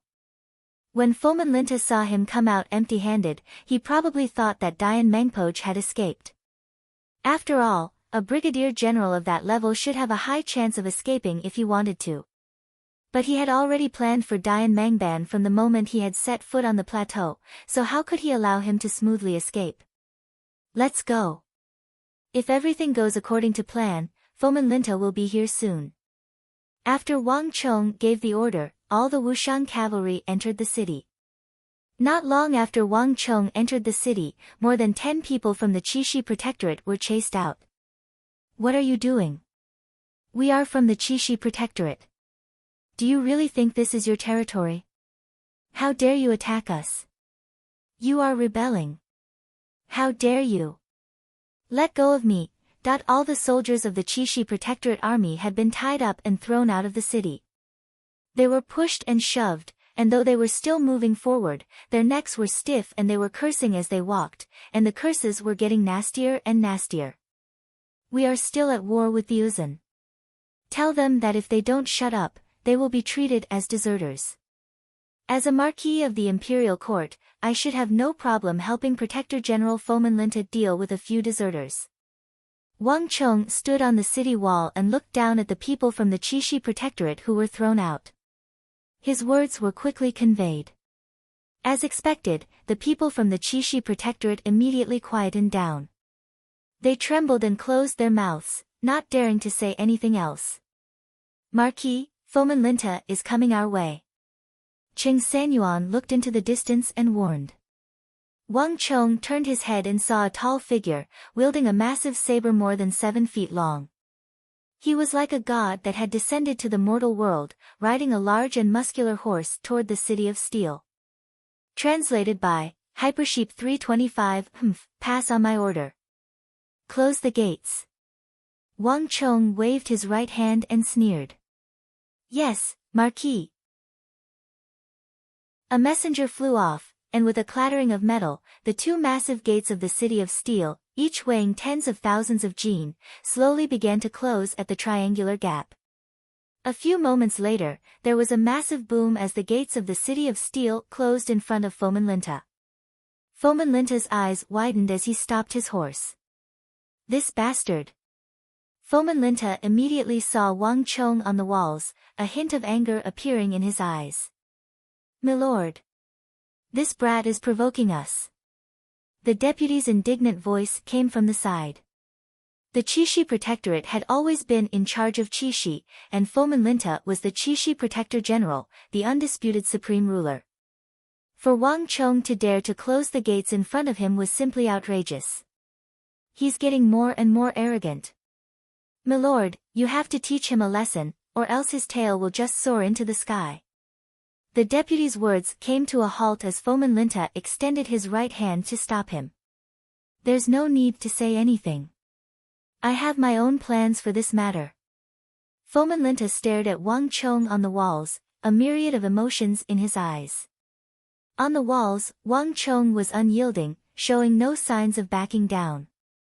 I'll let you be smug for a while, but there will come a time when you fall into my hands. Fomin Linta gave Wang Chong a profound glance, but when he thought of the 2 supreme experts behind Wang Chong, he still felt a little apprehensive. Let's go. As this thought flitted through Fomin Linta's mind, he quickly turned his horse around and left. And with Fomin Linta's departure, all the Qixi Protectorate soldiers followed suit. As night fell, the 3 sides retreated, bringing the battle on the steppe to an end. But even though the battle was over, its effects had only just begun. Dayan Mangpoj and Dusong Mangpoj were no ordinary experts. In the western regions, these people wielded immense influence, each of them extremely prestigious. The tens of thousands of Uzun cavalry led by Dusong Mangpoj and Dayan Mangpoj had been utterly defeated at the triangular gap on the edge of the plateau, almost completely wiped out.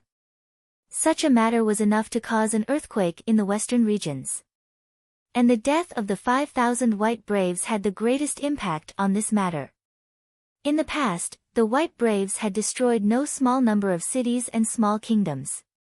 In the hearts of many small kingdoms, the mere mention of them was like an evil spirit from the underworld. But these powerful White Braves had been killed along with the ordinary Uzun cavalry at the Triangular Gap. To these small kingdoms, there was nothing more shocking than the sound of nature. How could this be? All of us have seen the power of the White Braves. How could they have been completely wiped out? In the northwest corner of the Uzun Empire, south of the Tsong Mountains, close to the Anshi Protectorate's Greater and Lesser Balor, this matter had sent shockwaves through the two kingdoms. Hurry and investigate. I have to know who wiped out the White Braves. They are the benefactors of our Lesser Balor. No matter what, I have to think of a way to thank them. In the royal palace of Lesser Balor, the king of Lesser Balor, with his thick red beard, was in the middle of a banquet. When he heard this news, he was so excited that he dropped the gold-plated wine cup in his hand, shattering it. But in the neighboring Greater Balor, the reaction to this matter was completely different. Impossible. It's impossible for anyone to wipe out the White Braves. All of you know how powerful they are. How could such formidable White Braves have been defeated, and even wiped out? This must be false news spread by someone who wants to harm our great Balor. Pass on my order. Anyone who dares to discuss this matter will be executed. The king of Greater Balor had an ashen face, his thunderous voice echoing over the kingdom. Chapter 800. In the western regions, there were two major regional powers. One was the Western Turkic Khaganate, and the other was the Uzun Empire. The Western Turkic Khaganate had maintained an extremely powerful and prosperous state for a very long time, maintaining a long-lasting influence over the kingdoms of the western regions. The Uzun Empire was not like this, but even though it did not have a long history of ruling over the kingdoms of the western regions like the Western Turkic Khaganate, the Uzun Empire still ranked second in terms of influence. At times, even the cavalry of the Western Turkic Khaganate would have to retreat when encountering the cavalry of the Uzun Empire, as if they were extremely apprehensive of them. Now that a battle had taken place on the plateau that involved two imperial great generals and tens of thousands of Uzun elite cavalry, if this matter could not attract the attention of the kingdoms of the western regions, then there was nothing else that could. Flap flap. Countless carrier pigeons flew over the skies of the western regions. This battle on the edge of the plateau seemed to grow wings and rapidly spread through the western regions. In the Anshi Protectorate headquarters, Gao Xianji held the letter in his hand, his brow tightly creased, and he remained silent for a very long time. The border between the Uzun Empire and the Tang dynasty's western regions was extremely long, so it was not just Qixi that had been harassed by the Uzun Empire. The Anshi Protectorate headquarters had also been harassed. It was just that the Uzun Empire's assaults on the Anshi Protectorate headquarters had all been repelled by Gao Xianji. Gao Xianji did not have many soldiers, but all of them were the most elite soldiers of the Tang dynasty. Each one of them could fight against 100 soldiers.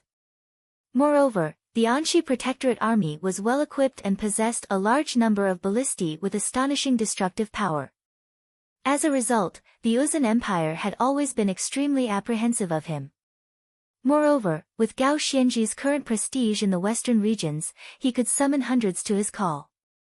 Other than the Tang dynasty's Anshi Protectorate army, he could also mobilize the soldiers of the other countries of the western regions. Not even Uzun would dare to lightly clash with him. Even so, Gao Xianji had never dared to underestimate Uzun's cavalry, especially when they were being led by an imperial great general. Changqing, what do you think? Dusong Mangpoj is no weakling, and Foman Linta's abilities alone are not enough to defeat him. There's something fishy about this matter. Gao Xianji said and handed the letter to Feng Changqing. Feng Changqing didn't say anything. He glanced at the letter in his hand and lowered his head thoughtfully. Only an imperial great general can deal with an imperial great general. Based on the losses suffered by the Uzun Empire, Dusong Mangpoj was clearly forced to flee. For this to happen, the other side has to have at least two imperial great generals, and extremely formidable ones at that. Fomin Linta clearly doesn't meet this condition. Feng Changqing raised his head and said. His eyes were clear and extremely rational. But are there so many imperial great generals in the western regions? Or are Geshu Han and Ansis Han also coming? Gao Xianji said. Ha, if it's my lord, they might be able to come, but if it's Fomin Linta, it's impossible. He's always had a fiery temper, and he likes to flaunt his seniority. It would be strange if the other two could endure it. Moreover, they still have to guard their own garrison. As great generals, abandoning their posts is a heavy crime. Feng Changqing laughed. But if it's not them, who could it be? When did so many experts appear in the entire western region? Gao Xianji sternly said. These words instantly caused the smile on Feng Changqing's face to vanish. He instantly sensed the weight of this matter. Imperial great generals were no trifling existences. They represented the highest fighting force in the world, and very few people could reach this level. Moreover, if it wasn't Geshu Han and Ansis Han, it meant that there were two other imperial great generals in the western regions that they didn't know about. No. They were even stronger than imperial great generals. Milord, Dusong Mengpoj was defeated at the triangular gap in Uzun's northern border, and if I remember correctly, that place leads to the city of steel that the youngest son of the Wang clan established in Wushang. In addition, our scouts have reported that a small city of steel has appeared at the triangular gap, and that youngest son of the Wang clan is there. I feel like this matter has something to do with him. Feng Changqing thoughtfully said. The entire western regions was currently talking about Fomin Linta's defeat of Dusong Mengpoj, but Feng Changqing still felt that there was something wrong with this matter, that it was not as simple as the rumors made it out to be. You mean that those two hidden imperial great generals were invited by that brat? Gao Xianji frowned. He had always had a deep trust in Feng Changqing. Although he was extremely ugly, his vision was unique and his thoughts clear. He could often see things that others could not. This had been proven countless times in the past. However, Gao Xianji found it rather hard to believe that Feng Changqing was linking this matter to the youngest son of the Wang clan. It wasn't that he didn't believe in Feng Changqing, but that this matter was far too shocking. An imperial great general was no trifling matter, and this was someone who could defeat one. In the entire Wang clan, there probably wasn't a single person like that, let alone two of them at once. Ha, my lord, there's no need to be in such a rush. Fomin Linta definitely doesn't have the strength to defeat Dusong Mengpoj to such an extent. Anyone with a discerning eye can tell that there's something fishy going on. If Fomin Linta isn't hiding something, then it has to do with that Wang Chong.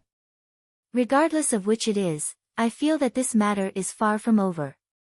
At the latest, half a month, at the fastest, in a few days. This matter will definitely stir up more waves. Feng Changqing paused for a moment, and then he smiled. If Fomin Linta is hiding something, that's fine.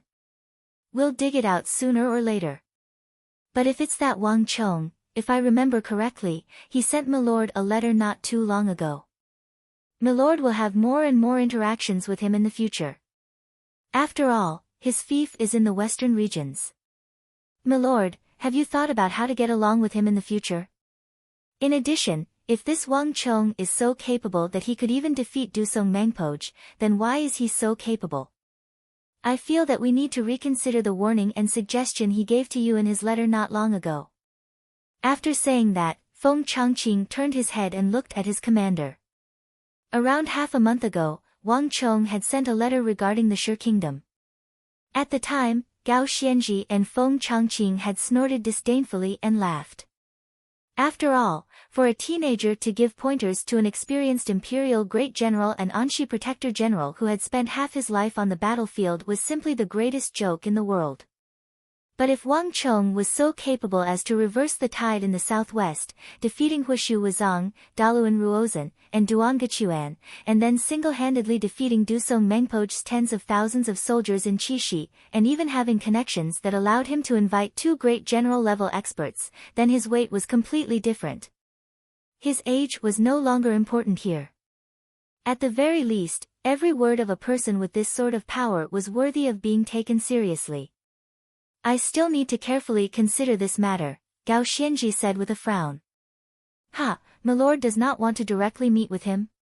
Feng Changqing faintly smiled. Wouldn't everything be clear this way? Governors and protector generals of the empire were not allowed to leave their garrisons so easily. Moreover, Gao Xianji's relationship with Feng Changqing had been somewhat unpleasant due to the regional commander's incident. Given Gao Xianji's usual style, he would have rejected Feng Changqing's proposal without any hesitation, perhaps even ridiculing Feng Changqing for a while. But this time, Gao Xianji didn't shake his head. Milord, when Feng Changqing saw this, he couldn't help but reveal a look of surprise in his eyes. He was only joking, but from the expression on Gao Xianji's face, it was clear that he was seriously considering this matter. The hall was quiet for a moment, neither of them saying anything. Putting aside the kingdoms of the western regions, at this moment, the hall of the Qixi Protectorate was brightly lit. Have you found out everything? A thunderous voice resounded in the hall, and there was a hint of seriousness in the voice. Fomin Linta was as muscular as a lion, his hands held behind his back as he paced back and forth in the hall. The torches on the wall cast his shadow on the ground, stretching it to the length of the elder. This black shadow swayed on the ground, reflecting Fomin Linta's current mood. The battle at the triangular gap on the northern border of the plateau had come to an end, and the matters of the day had come to an end. But at this moment, Fomin Linta was faced with an even more important decision. Milord, we've already searched the entire plateau but have not found Dian Mengpo's corpse. In addition, we've also interrogated the captured Uzun soldiers and found people proficient in Uzun language to interrogate them. They all say that they saw Dian Mengpo charge into the city, but the army was routed, so they aren't very clear. In addition, we've also sent people to the plateau to gather information. But the plateau is vast, and the people of Uzun do not like interacting with other people. It will take a long time to gather any concrete information. In addition, the northern border of Uzun is in chaos. All the shepherds have retreated several hundred li out of fear, some of them even retreating to the royal capital. This has made it much more difficult for us to gather information. A fully armored Qixi Protectorate general with a long and narrow sword at his waist respectfully kneeled on the ground. How could this be? Fomin Linta paced back and forth in the hall, his brow deeply furrowed. Dian Mengpo was the Azura war god of Uzun, a brigadier general of the empire, and one of the commanders in charge of this operation, and yet his fate was unknown. Strangest of all was that even though Fomin Linta had sent people into the City of Steel, they had not been able to find his corpse. Fomin Linta had no way of determining whether he was dead or alive. I was too careless. If I had known this, I wouldn't have been so far away. Chapter 801. Experts of Dusong Mengpo and Dian Mengpo's level could move extremely quickly if they wanted to escape. Although Fomin Linta was an imperial great general, he still could not catch up. This was also why Fomin Linta was so conflicted that he still could not confirm whether Dian Mengpo was dead or alive. Milord, do I still need to report this to the imperial court? If Dian Mengpo isn't dead, it's fine, but if Dian Mengpo dies in battle and we can't find his corpse, it might cause a great deal of trouble in the future. But if we don't report it now, in a few more days, this sort of abnormality on the border will definitely attract the attention of the imperial court. When the time comes, the Marquis will send an army supervisor to Qixi to investigate this battle, making it even more troublesome.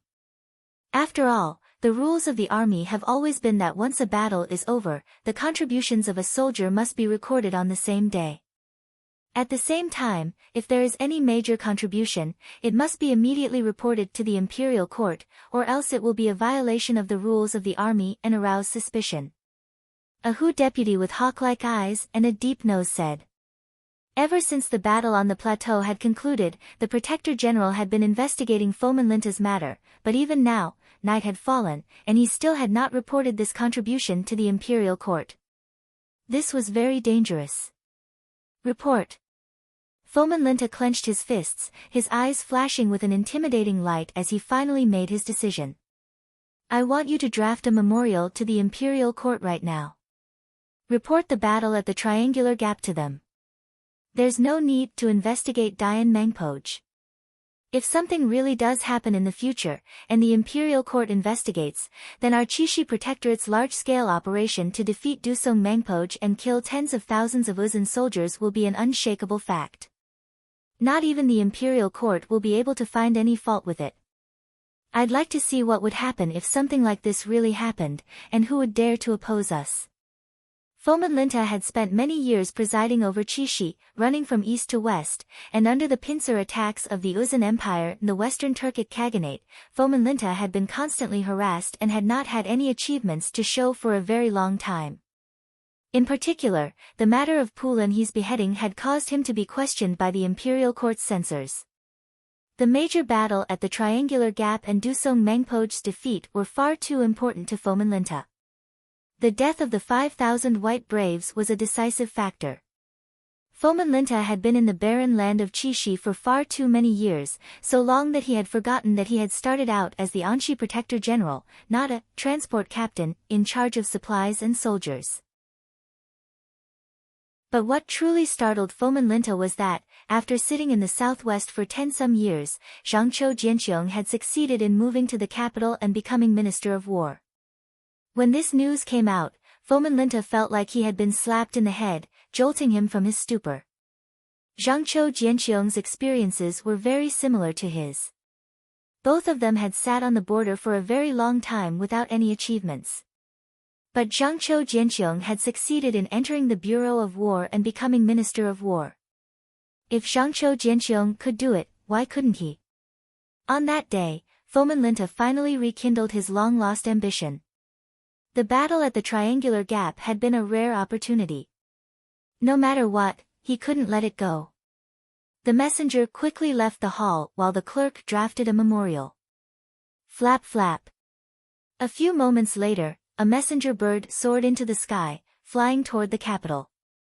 Marquis has divine foresight. The Chishi Protectorate headquarters was brightly lit until 3/4 to the Z period, and then a messenger bird took off in the direction of the Imperial Court. Not long after Fomenlinta made his decision, a scout rushed into the Chishi Protectorate headquarters and into Wang Chong's residence. With the Battle of the Triangular Gap concluded, Wang Chong had dispatched soldiers to the Chishi Protectorate headquarters to gather information. Just like Fomenlinta had sent people to keep a close eye on Wang Chong had also been keeping a close eye on Fomenlinta's movements. Marquis, Fomenlinta really couldn't restrain himself and moved out. A light chuckle could be heard from the room. Su Ke turned his head to look at Wang Chong, his expression one of surprise. Just as Fomenlinta's hall was brightly lit, the City of Steel was also brightly lit. Li Sai, Su Shixian, Qing Sanyuan, and all of Wang Chong's subordinates had gathered together, all of them silently waiting for the Chishi Protectorate headquarters to make a move. I understand. You are dismissed. Wang Chong lightly waved his hand, dismissing the scout. Marquis.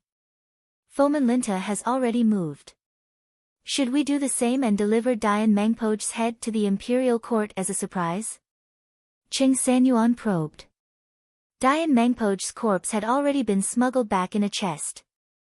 This was a crucial piece of evidence, and as long as it was delivered to the Imperial Court, it would definitely give Fomenlinta a massive surprise. There's no need.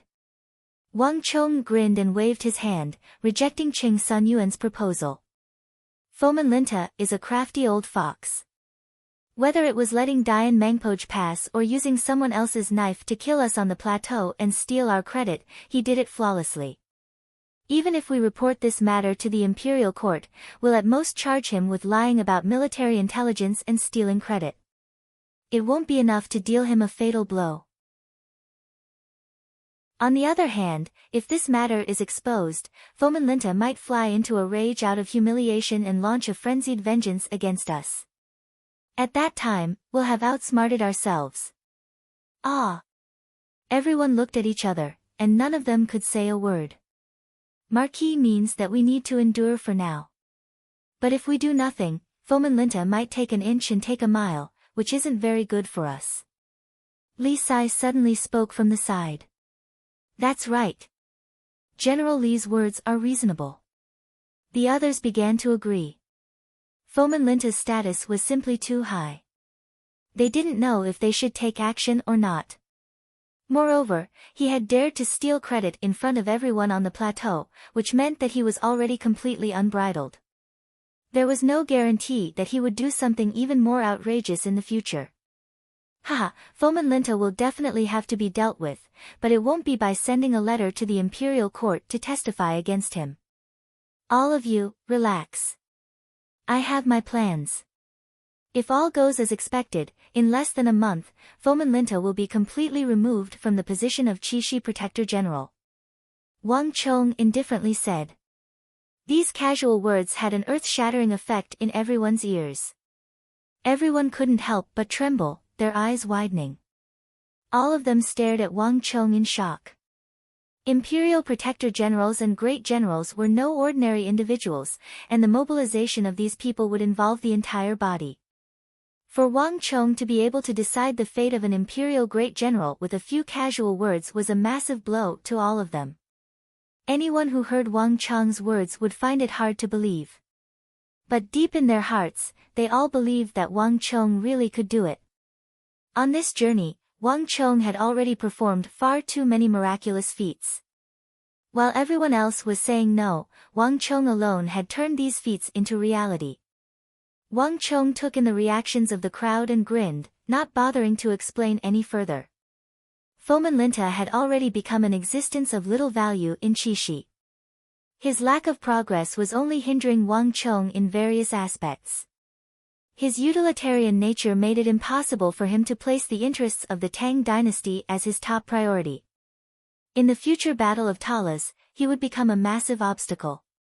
For the sake of the Tang dynasty, for the tens of thousands of soldiers of the Protectorate of Rest, and for the soldiers of Qixi, Wang Chong had to think of a way to remove him from the position of Qixi Protector General.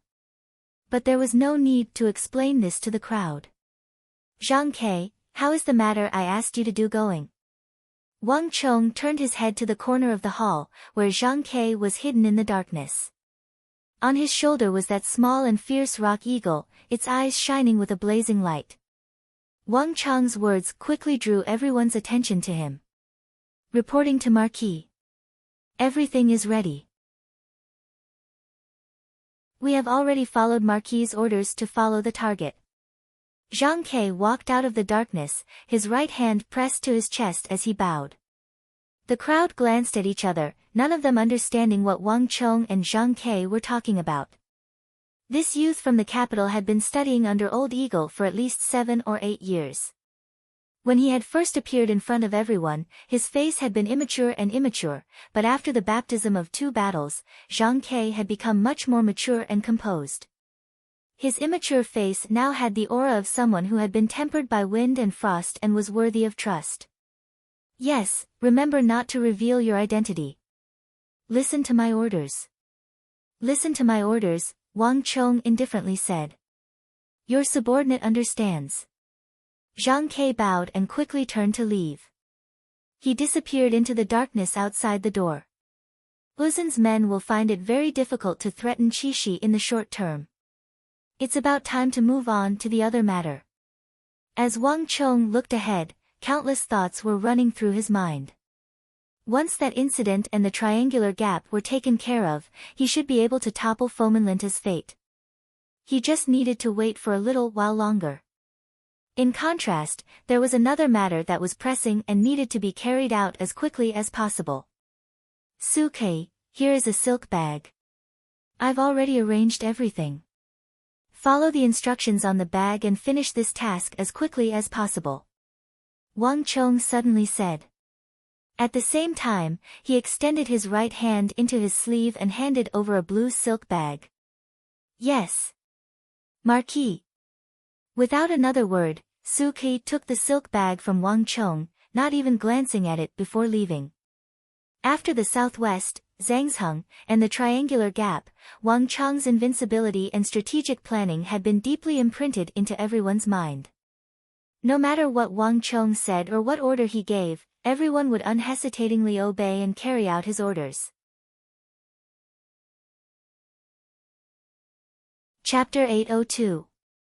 Southwest of Wushang, 700 or 800 kilometers away, in a mountain range with steep cliffs and no path connecting it. But more than 2 months ago, more than 100 people had traversed the mountains, cutting their way through brambles and thistles to enter this mountain range. No one knew what they were doing, only that they had spent more than a month clearing a path out of the mountain. Then, they began to dig into the mountain, apparently searching for something. Everyone, do your best. Marquis has ordered that if you can find that Lu ore, everyone will be heavily rewarded. From now on, you will all be able to eat and drink well, and no one will have to worry about food or clothing. This is a once-in-a-lifetime opportunity. Don't be discouraged, don't be disheartened. If Marquis says it's here, then it definitely is. All of you know about the War of the Southwest. A person like Marquis has always been like a god and would never lie. Everyone, do your work well. Marquis will not treat you unfairly. On a mountain, atop a large crouching boulder, a 30-something-year-old army supervisor was urging his men on, his loud voice echoing over the mountain range. "Milord."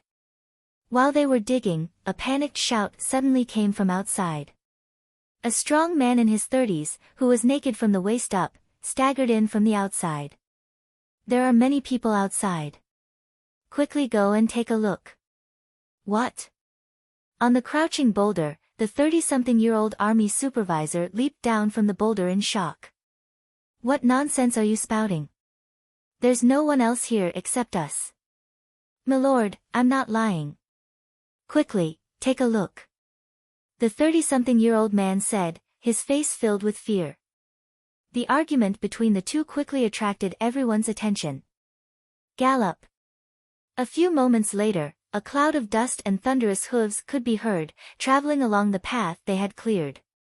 The Inspector General's expression froze as he subconsciously raised his head. He saw a billowing cloud of dust covering the sky, and within the cloud of dust, he could vaguely make out countless figures. From the clopping of hooves and the cloud of dust, there were at least 1,000 people rushing over. Just who are these people? Other than us, there's no one else in the entire mountain range.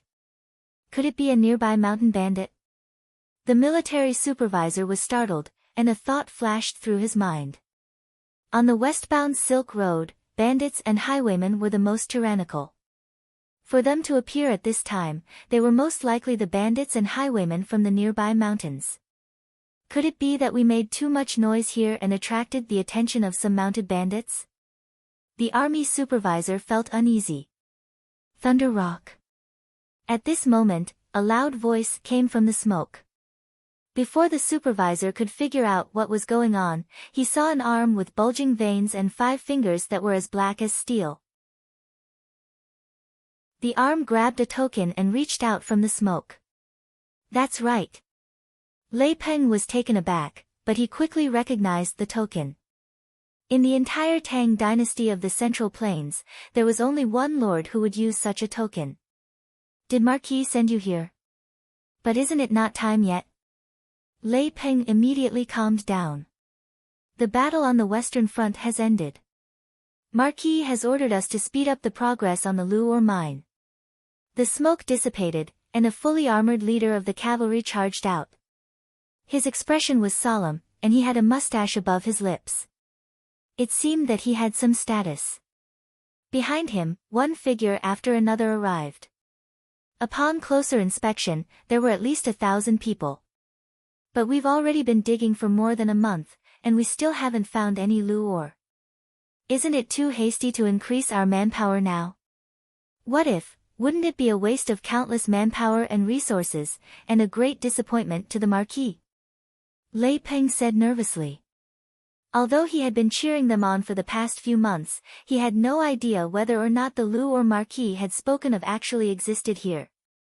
The mountains here were so dense that before they actually dug it out, no one knew which mountains had it and which ones didn't. Perhaps the entire mountain range didn't have it at all. Wouldn't that be a waste of effort? If Marquis says there is, then there definitely is. There's no need for you to say anything more. The leader of the cavalrymen was swift and decisive. As soon as he finished speaking, he turned his head and waved his hand behind him. In an instant, everyone dismounted from their horses, pulled out pickaxes, shovels, and other tools from their horses, and walked over with large strides. They quickly joined the mining army. Seeing this, a trace of helplessness flashed through Lei Peng's eyes, and he joined the mining army. 1 day, 2 days, 3 days. Just when Lei Peng was about to give up hope, on the 4th day, there was a rumble as the mountain suddenly collapsed. A shout of joy came from within. We found it. We found it. We really did find the Lu or Marquis spoke of. Ha ha ha. An old miner clasped a large piece of grayish-white ore in his hands and suddenly cried out in excitement. Aluminum ore might have been mistakenly called Lu ore in this era, but Wang Chong had still relied on his memories to successfully find these treasures buried deep in the mountains. If one looked down from a high vantage point, one would realize that there were far more mining teams like this one. In the southeast, southwest, and other places along the Silk Road, Wang Chong had dispatched men to all of them. Moreover, after the battle at the Triangular Gap, he had increased the size of his forces by more than 10 times.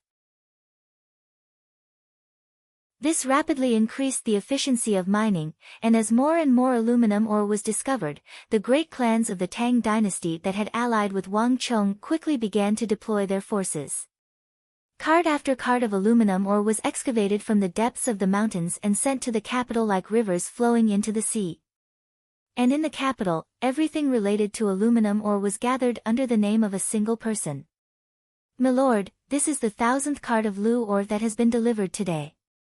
On the eastern outskirts of the capital, on the westbound Silk Road, an azure-robed guard stood next to Zhao Jingdian, watching as countless carriages passed by, transporting one cart after another of Lu ore.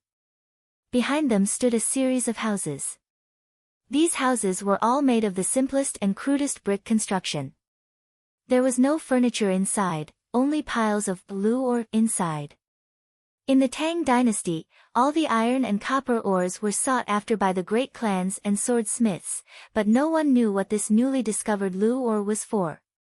Although many people believed it to be worthless, it was an indisputable fact that it was highly valued by Wang Chong. Although many great clans still had reservations about Wang Chong's plan, they couldn't stand the fact that the cost of this Lu ore or lime was far too low. For these great clans, even if they participated, their losses would be extremely limited. On the contrary, if they gambled correctly, they would be able to obtain endless benefits from Wang Chong. This was the true reason why so many great clans were participating. The supply this time is truly too large. It seems like Marquis has already freed himself from Wushang. An extremely quick-witted guard next to Zhao Jingdian spoke up, an excited expression on his face. The two of you have rather fast reactions. I just received the news a few days ago that Marquis defeated Dusong Mengpoj and the Uzan on the plateau, sweeping away the threat to the west. For the time being, there shouldn't be any threats to Qixi. Marquis means that we should speed things up on our side. Zhao Jingdian gave a slight nod and said. Zhao Jingdian had not gone with Wang Chong on this trip to Wushang, because Wang Chong had given him an even more important task.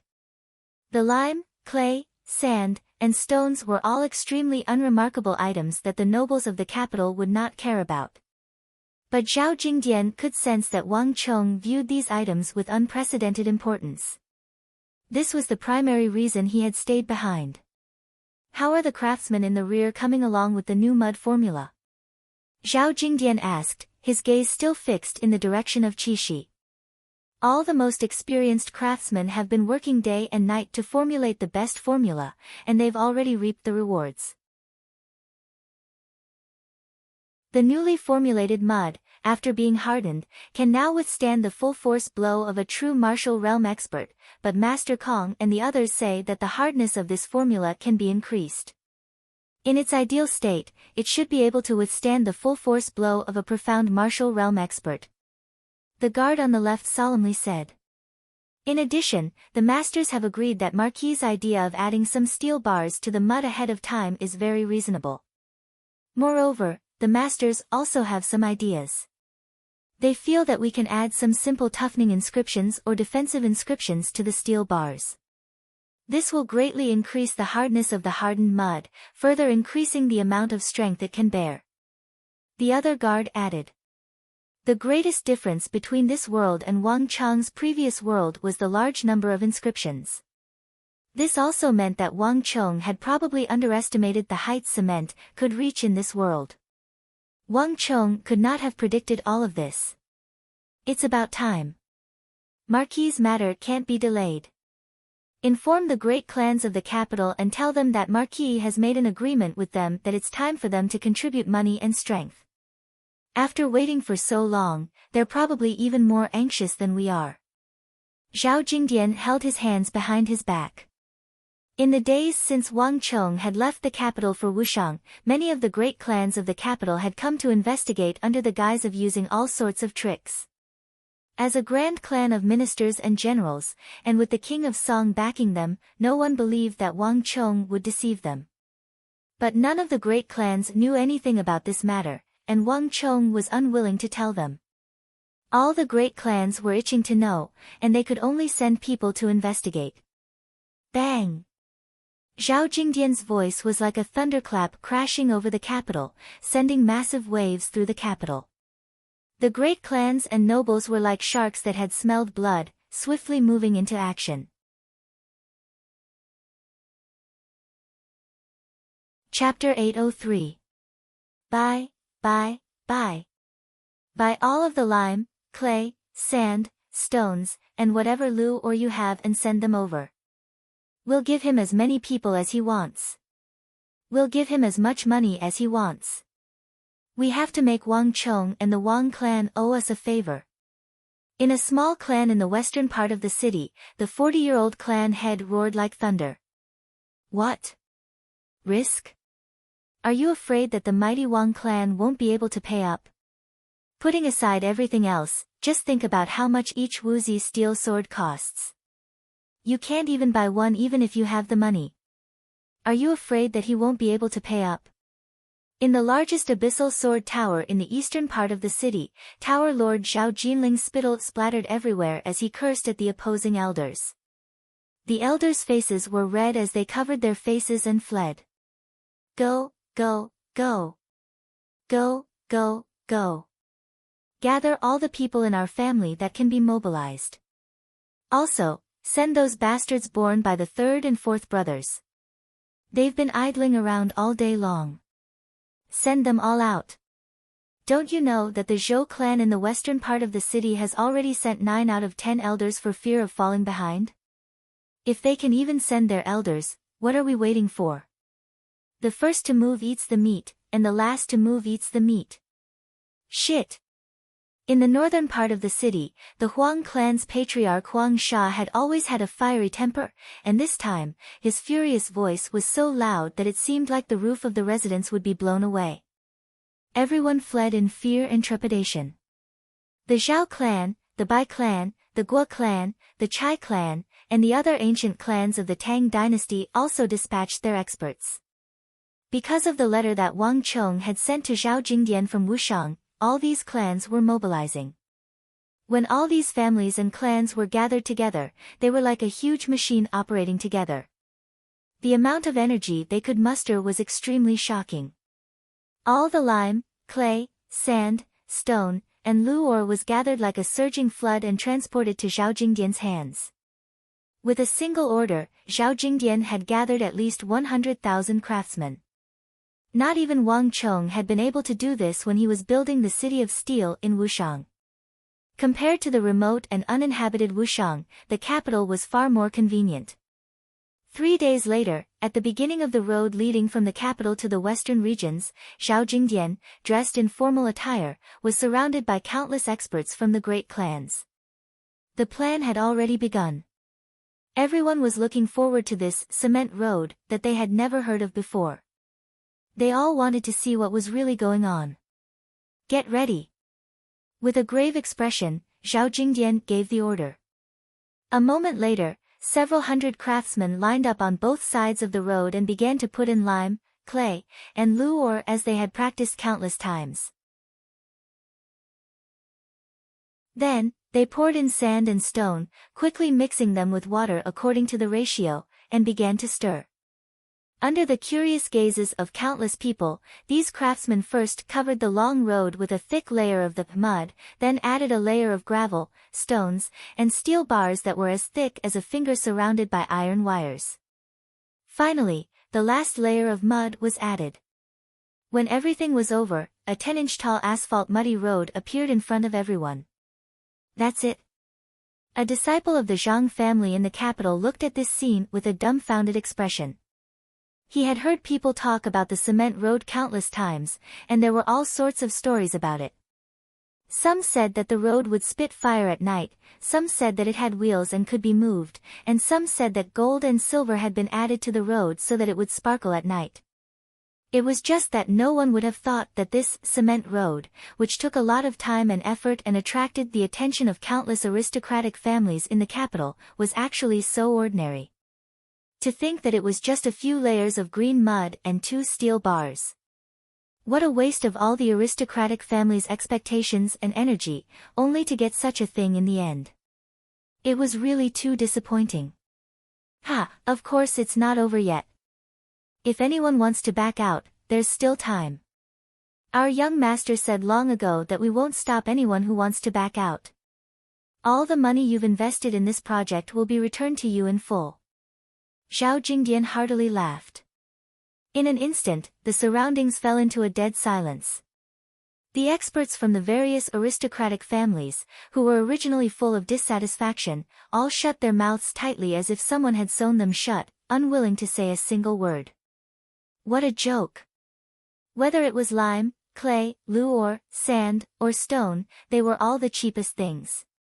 Even if one invested countless manpower and resources, even if they multiplied this number by 10, it would still be a small sum. There was nothing in the world more worthwhile than spending such a small sum to establish a relationship with the Wang clan. As for this mud, so what if it was all dirt and couldn't be used? Which clan with a bit of foundation would care about such a thing? They would just treat it as buying a ticket. Moreover, even though they didn't feel it at the start, as long as there were tens of thousands of big families involved, it would become a major existence that no family could ignore. As for why they had gathered in the first place, that was no longer important.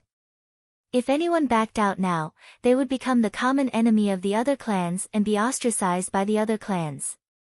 It wouldn't matter in the short term, but if this continued, this clan would be ostracized from the other clans and would eventually decline. On the other hand, if all the clans banded together, all of them would benefit in the future. This was why the Zhao clan and Bai clan, even though they knew that Wang Chong had taken their money to build the road, had still decided to intervene. The other clans relied on the Zhao clan and Bai clan, and the Bai clan and Zhao clan could borrow the strength of the other smaller clans to develop even more. At the same time, they could increase the influence of the Zhao clan and Bai clan in the other clans. Lord Zhao, there's no need to be so serious. I was just joking. That's right, that's right. I was just joking. How could we possibly retreat? The young Marquis's plans are flawless. He must have his reasons for his decisions. How could we possibly suspect Marquis? Lord Zhao, calm your anger. I misspoke just now, misspoke. I apologize, I apologize. We'll double the amount of gold and silver for our cement road. The group of people looked embarrassed and hurriedly apologized. A few of the sharp-tongued ones wanted to slap their own mouths. They had only sought a moment of pleasure and ended up angering Lord Zhao.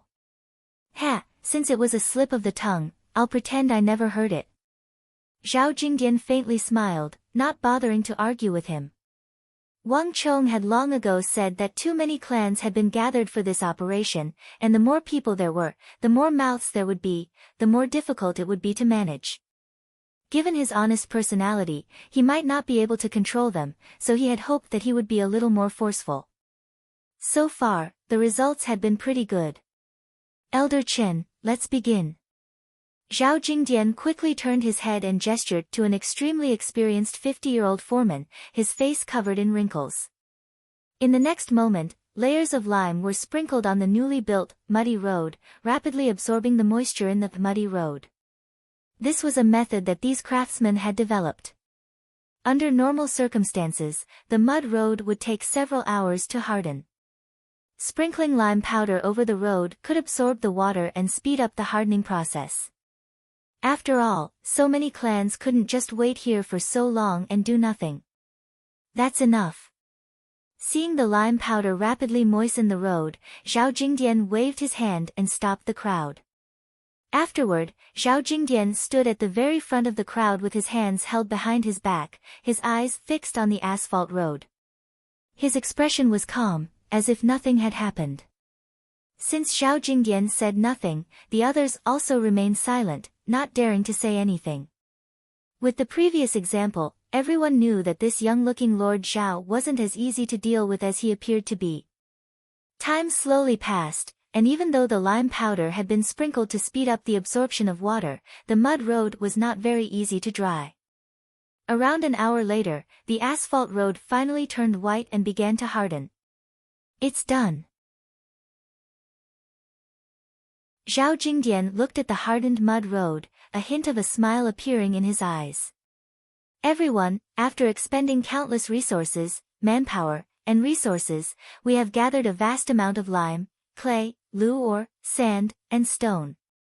This is the cement road that Marquis spoke of. Zhao Jingdian felt a strong sense of accomplishment as he stared at the green and white road before him.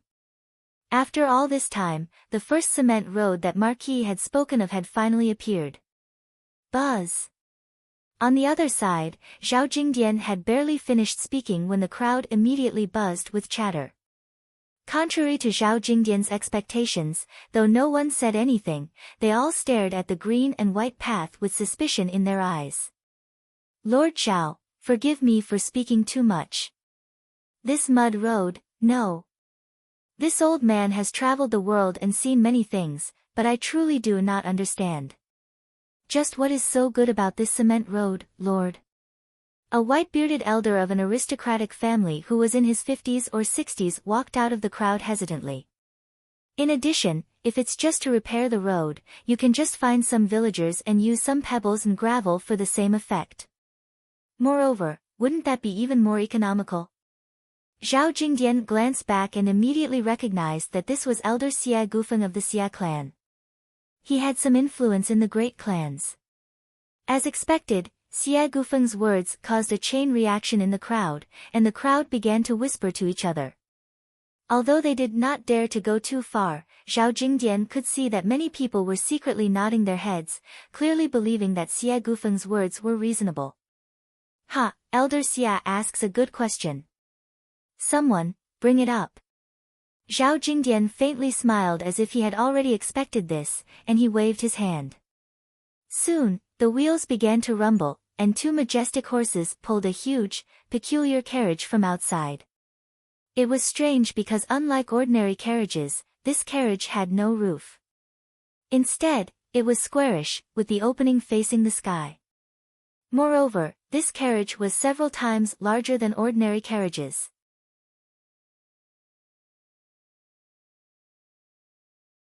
Chapter 804. Rumble. Under everyone's flabbergasted gazes, this large carriage quickly drove onto the road and came to a steady stop.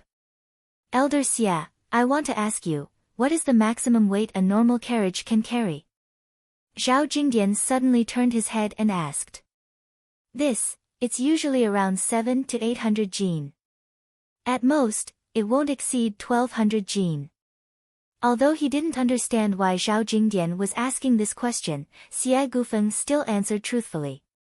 Why is it 1200 jin?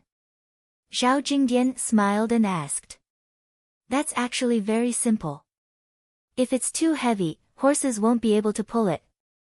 Perhaps 3, 4, or even 5 horses will be needed to pull it, but that will be very troublesome. Getting 5 horses to work together to pull a carriage wasn't something an ordinary horse could do, and it wasn't something an ordinary coachman could control.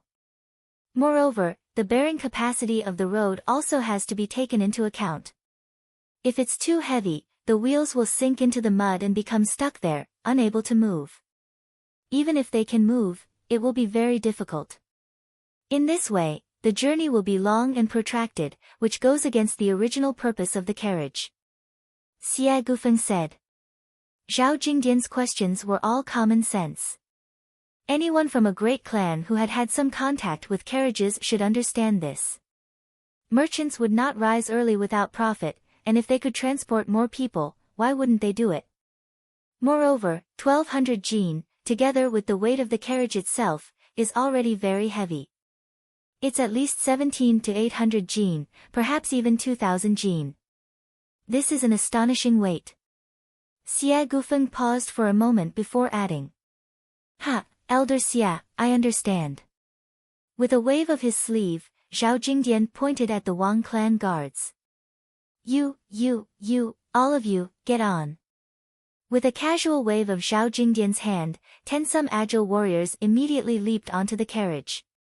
This strange action immediately attracted the attention of the crowd, and the clan experts immediately began to look over with interest. Although they didn't know what Zhao Jingdian was doing, they all understood that Zhao Jingdian was doing this for some special reason. Elder Xie, there should be 1200 jin here, right? Zhao Jingdian smiled. Yes, there is. Xie Gufeng's eyelids jumped. The guards of the Wang clan were all strong and tall. With these dozen or so people, it wasn't just 1,200 kilograms, but at least 1,700 to 1,800 kilograms. You guys go too. Chuckling, Zhao Jingdian extended his right index finger and waved it at another group of Wang clan guards. Yes, my lord. Everyone giggled, as if they had already expected this. They climbed up the carriages with ease. By now, there were more than 20 Wang family guards in the back of the carriage, all squeezed together. At this moment, everyone finally understood why Zhao Jingdian had made such a carriage bed. Lord Zhao, Xie Gufeng's eyelids couldn't help but twitch when he saw this. More than 20 strong men were packed tightly together. This kind of transportation method had never happened before. This was more than 2,000 to 3,000 caddies. You guys follow us. Zhao Jingdian seemed to think that this wasn't enough, and with another wave of his hand, more guards began to giggle and climb up. Some of them were standing on the edge of the carriage while others were hanging on the protruding parts of the carriage bed. In short, the entire carriage was densely packed with people. In an instant, everyone was stunned. A single carriage was carrying more than 30 people. Compared to a normal carriage that could only carry 3 or 4 people, this was 10 times the weight. This was simply unimaginable. Milord, forgive me for speaking too much. You're carrying so many people, and I'm afraid that these 2 warhorses will find it very difficult to move them. Xie Gufeng suddenly took a few steps forward and said. Zhao Jingdian had found this carriage to carry too many people. Although Xie Gufeng could tell that Zhao Jingdian wanted to prove something to the crowd, this wasn't enough. How can we know if it'll work if we don't try?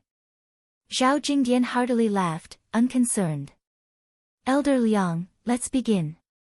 Zhao Jingdian gestured to the old driver, Hiya. With the crack of a whip, a searing whip lashed through the air and then struck the 2 warhorses. Neigh! The warhorses neighed, and a moment later, the wheels of the carriage began to rumble. As the crowd watched, the 2 warhorses began to pull the carriage carrying 30 people forward. In the beginning, it was obvious that the 2 warhorses were struggling, and the speed at which they were pulling was very slow. But the further they went, the faster they went. In the end, the entire carriage rumbled, pulling the 30 people in the carriage as it rushed forward. Bang! The crowd instantly fell into an uproar at this sight. His originally indifferent gaze suddenly widened, and his face was filled with shock. 30 people. How could this be? It's actually pulling, and it's moving so fast. What's going on here? This carriage is pulling 30 people, but it can't even move. Just how did he do it? How could there be a carriage that can pull it for so many years? A carriage can never pull more than 10 people. Once it does, it will sink so deeply that it won't even be able to move. How could it be so fast? The sight before them completely overturned their understanding of how heavy a carriage could be. Everyone present was a disciple of a great aristocratic family. Things like transporting goods and carriages were usually done by servants, but they didn't have to worry about it. But this didn't mean that they didn't understand the meaning behind this sight. If the carriage could be 10 times as heavy, the clan would also be able to earn 10 times as much. Perhaps they did not care about the details of the carriage, but no one would not care about the huge profits that could be made from it. But Zhao Jingdian's display was far from over. Hiya! With a shout, the coachman called Uncle Liang suddenly cracked his whip, and Nei's horse neighed. The shaft of the carriage parted, and a warhorse neighed as it broke free of its restraints and charged out of the muddy road. A moment later, under everyone's shocked gazes, the remaining warhorse pulled the 30-some Wang clan guards and continued to charge forward. How could this be? What sort of horse could have such strength? It's too shocking. I've never seen such a sight in my entire life. Is that still a horse? How did they do it? It's simply inconceivable. No, it's not the horse, it's that carriage. No, it's not the carriage, it's that muddy road. No, it's the horse. The crowd argued endlessly. Everyone was shocked by this scene that had never appeared before. As Zhao Jingdian listened to the arguments of the crowd, his lips curled into a smile. This argument meant that his painstaking efforts had not been wasted, and it also meant that Marquis's plan was working and everything was on the right track. Nay! In the distance, the carriage stopped after traveling for more than 200 feet. Zhao Jingdian made a gesture, and the 30-some guards of the Wang clan residents laughed and jumped down from the carriage, gathering around Zhao Jingdian's side. Everyone, I presume that all of you have seen it. This is the cement road that Marquis spoke of. As long as we can build this road, our carriages will be able to bear even more weight, transport even more goods, and bring in even greater profits, saving on manpower and resources. Zhao Jingdian's gaze swept over the crowd, his eyes wise and his expression calm. And all of you should have seen that our road is extremely smooth. Although there are 30-some people standing on the carriage, there is not the slightest jolt. Everyone here is a member of a great clan and does not lack for gold, silver, or treasures. Your businesses are also very large, so it is inevitable that you will have to go out and discuss some matters. If this road is connected, it will be much easier for everyone to go out, and there will not be as many jolts. The crowd instantly fell silent. The majority of the people of the great clans were physically weak, unable to do the dirty, hard, and tiring work. What they loved the most was enjoyment. Zhao Jingdian's final words were even more attractive to the crowd than a horse pulling 30 people. If Wang Chong really built this road, everyone present would benefit. This muddy road, no, it's cement road. We don't object to investing money in it, and it doesn't matter if we invest a bit more. But if we invest so much manpower, resources, and money, what if other people come to take advantage of us? Won't we just be making wedding clothes for other people? A young man of 27 or 28 suddenly walked out and spread his hands, his eyes brimming with worry. That's right. If we pay and others enjoy the fruits of our labor, won't we be suckers? Another expert from an aristocratic family also walked out and agreed. The other clan experts, including the capital's Zhao clan and Bai clan, all turned to Zhao Jingdian. Although none of them said anything, their eyes revealed the same thoughts. These people are exactly the same as young master had predicted. Zhao Jingdian could not help but sigh as he sensed the gazes of the crowd. He felt even more respect for Wang Chong in distant Wushang. Although Wang Chong wasn't here, he had already predicted everything that would happen and everything that would happen. Great clans did not rise early without profit, and no one was willing to do anything without profit, and this was even more true of suckers. If he could not convince them, even if he could get their help in repairing the road, it would be greatly reduced. If he did not handle this matter well, it would have a major impact on Marquis's future plans, and it might even lead to the failure of the operation at Talas. Fortunately, young master already made arrangements. Chapter 805. Everyone, Zhao Jingdian gave a faint smile and calmly said. Everyone, be at ease. This sort of thing will never happen. Before young master left, he said that once this cement road is finished, we only need to set up a checkpoint on it and open it to all merchants. All we need to do is collect a toll from them. Our Tang dynasty is the wealthiest in the world and at its most prosperous. No one can count how many merchants there are in the world and how many people pass through it every day. Many a little makes a mickle, and our daily income will be enormous. Thus, what everyone is worried about is that our predecessors will plant trees and our descendants will enjoy the shade, that the fruits of our labor will not be plucked by others. In Wang Chang's previous world, building cement roads required an enormous amount of money and resources. Thus, it was customary to collect a toll after the construction was completed, and everyone accepted it. In his other world, this was perfectly normal, but in the Tang dynasty, people clearly did not have this concept. As expected, Zhao Jingdian's words caused everyone's eyes to brighten, their hesitation completely different from before. A good idea. But will they be willing to pay this fee? A clan expert said. If they can transport more things in a shorter time, and it won't be as bumpy, why wouldn't they be willing? Zhao Jingdian smiled. This time, he didn't even need Wang Chang's advice to know how to deal with it. Merchants pursued profit, and as long as there was profit to be made, the merchants would naturally pay this fee. Thus, the matter that the clans were worried about would never happen.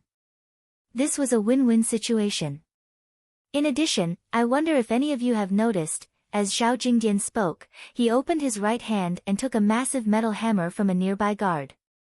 He strode forward, and under everyone's shocked gazes, he smashed the hammer against the cement road. Boom! Debris flew in all directions. Zhao Jingdian's full-strength blow was only able to create a small hole in the cement road.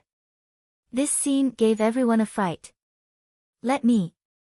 A scar-faced clan expert charged over, took the hammer from Zhao Jingdian's hand, and swung it down. Boom! This all-out attack only smashed another hole in the cement road. The expected explosion did not appear. Is this really made of mud? How can lime and clay be so hard? The scar-faced aristocratic family expert was stunned. In truth, it wasn't just him. Everyone's attention had been focused on the carriage, the horses, and the 30-some Wang clan guards standing on the carriage. No one had noticed the path under their feet until Zhao Jingdian smashed down with his hammer. Men, take out the iron hammers and let everyone try. Zhao Jingdian immediately gave an order, and 10-some guards carrying bundles of metal hammers walked out. Since Zhao Jingdian had spoken, they would not stand on ceremony. I don't believe that something made of lime and clay can be so hard. The clan experts took the iron hammers from the guards, walked to the cement road, and began to madly smash it down. Boom boom boom. The freshly constructed cement road began to crumble under the blows of the hammers. Several Wang clan experts tried to stop them, but Zhao Jingdian stopped them. It's fine. Let them smash. Zhao Jingdian's expression was composed, and he exuded a convincing strength. After following Wang Chong for so long, Zhao Jingdian had unwittingly picked up 40 to 50% of Wang Chang's self-confidence. Zhao Jingdian and the other Wang clan guards stood on the side, silently watching as the clan experts destroyed the cement road. After a full hour, more and more experts from the aristocratic families joined in. More than 100 experts from the aristocratic families worked together to completely destroy the cement road. But even so, this only left them more and more shocked. If this road had not been destroyed, they would have subconsciously believed that there was something strange about it. But even though they had spent a lot of time, they had been able to completely destroy it. This could only mean that this was all the work of that cement. Impossible, impossible. To use lime, clay, and that loo ore to forge something that's as hard as rock, no, even harder than normal rock. This is simply unbelievable. This is artificial rock. The young Marquis actually managed to make artificial rock. Hurry and report this to the clan. Our Lu clan has followed the right person this time. Just how did he do it? Give me another iron hammer, I want to try again. There can't be such a hard road. Ha ha ha, we've dug up a treasure. The young Marquis truly is the son of heaven's disciple, the future 8th great general of the Tang dynasty. No matter what he does, our Chen clan only needs to follow his footsteps and give him our full support. In the blink of an eye, the crowd had finally discovered the secret of this road. It was not because of the warhorses or carriages, but because the road was sufficiently hard. It could endure a weight that ordinary roads could not. This was the true secret. In a flash, all their worries were gone. Flap flap. With this development, the situation had undergone a qualitative transformation. In front of Zhao Jingdian, the countless clans began to release messenger pigeons to their clans. This was a major discovery. The use of these artificial rocks in the Tang dynasty was probably not as simple as roads. Success. Marquis' plans are truly flawless. Everything has gone according to plan. Now, we can begin the construction of the road. Zhao Jingdian breathed a long sigh of relief at this sight. Marquis' cement road project would take a long time and require countless resources. This was not something that the Wang clan, the Zhao clan, or the Bai clan could bear alone. All the great clans of the capital had to participate. Now that this was achieved, everything else could be unfolded. Write a letter for me to send to Marquis. Tell him that he can begin the next part of the project. Zhao Jingdian glanced at the Wang clan guard next to him and whispered. The latter understood, nodded quickly, and left in acknowledgement. Bang! As night fell and the first day passed, the first cement road of the Tang dynasty was destined to be engraved in the annals of history. In the history of the divine central continent, such a thing had never appeared, and this milestone had also displayed its great power. Countless aristocratic families, large and small, had been attracted and invested their financial and material resources in it. And Wang Chong was not stingy, opening up the tax that would be levied on the cement road once it was completed. In addition, Wang Chong had established a special, Great Clan Road Alliance and signed an agreement with the alliance, offering the cement formula to the alliance and sharing the profits. The alliance was responsible for overseeing the cement formula and could not allow it to fall outside the Central Plains. Wang Chong's generosity received a warm response from the alliance. Once they obtained the formula, the great clans of the alliance began to pour in an enormous amount of manpower and resources. Lime, clay, sand, stone, aluminum, and many steel bars, millions of tons, were poured into the construction of the Silk Road from the capital to the western regions. The benefits of Wang Chong's participation of the great clans also began to show. On the first day, more than 80,000 workers were put into the construction. On the second day, this number rose to 180,000, and on the third day, it reached 360,000. In the end, 700,000 to 800,000 workers had gathered on the Silk Road. Sections of greenish-white cement roads were being built on the Silk Road at an astonishing speed.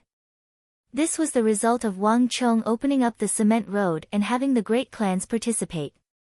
Rome wasn't built in a single day. Changing the massive empire isn't something that a single person can do, nor can it be accomplished with the strength of a single country. When all the great clans of the empire are gathered together, they are like millions of logs gathered together, hard and unbreakable. This is the roar of a slumbering empire. Congratulations to user for completing the second phase of the Empire's Fury mission, Road to Awakening. User has been rewarded with 800 points of destiny energy.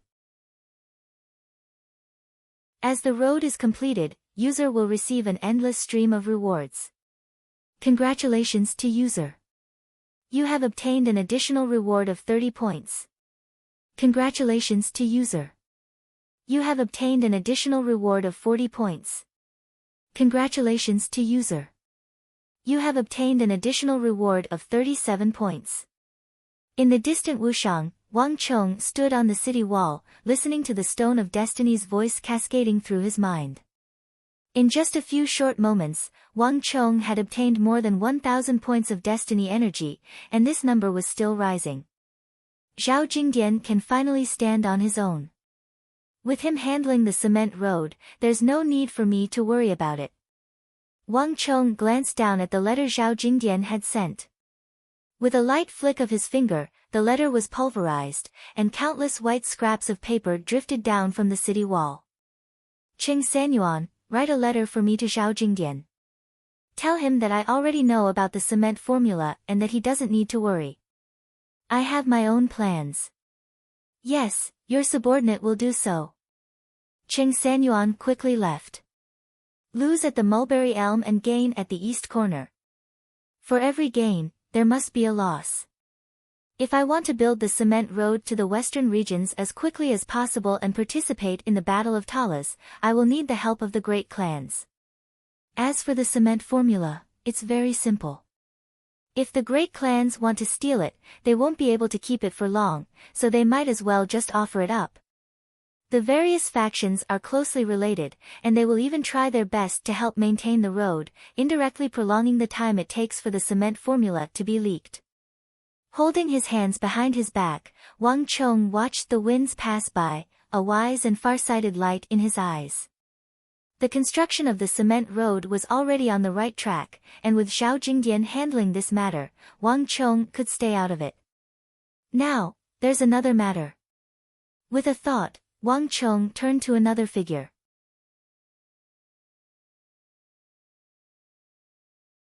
Chapter 806. Your subordinate understands. I will do so.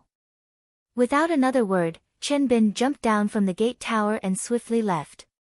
In this period of time, all the people at Wang Chang's side had sensed a tense atmosphere, and the news that Fomin Linta had been rewarded by the imperial court in Qixi had left all the people in the city of Steel furious. But on Wang Chang's side, everyone sensed that there was another undercurrent of turbulence brewing. The people of the Qixi Protectorate had come to strut around several times, but all of them had managed to endure each time. Although the Qixi Protectorate seemed to be firmly suppressing them, all of them knew that Fomin Linta wouldn't be able to remain smug for much longer. Since Marquis had said that he would leave Qixi, he would definitely do so, and it wouldn't take long. Hiya! A cloud of dust billowed through the city gate, swiftly making its way toward Qixi. Chen Bin's figure swiftly vanished into the distance. Write another letter to the eagle in the capital. Have him keep a close eye on the fourth prince's movements. I need him to inform me of the slightest movement as quickly as possible. Wang Chong indifferently said. There was no one behind him, but a person replied from the shadows. Your subordinate will go.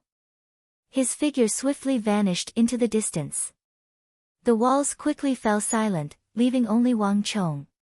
After the initial phase of construction, Wushang's city of steel had become much quieter. This was a period of rest and recuperation. Wang Chong looked into the distance, at the place where the gray heavens and earth met.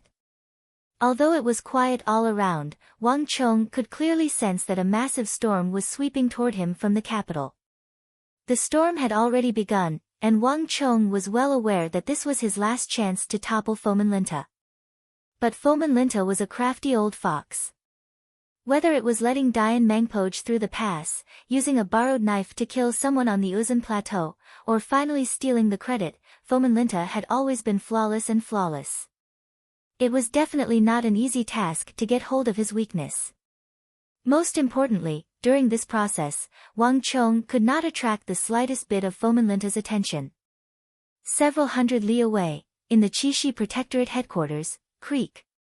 There was the soft creak of a door being pushed open, and an old woman with a fatigued expression walked out from the back door of the Protectorate headquarters, carrying a vegetable basket.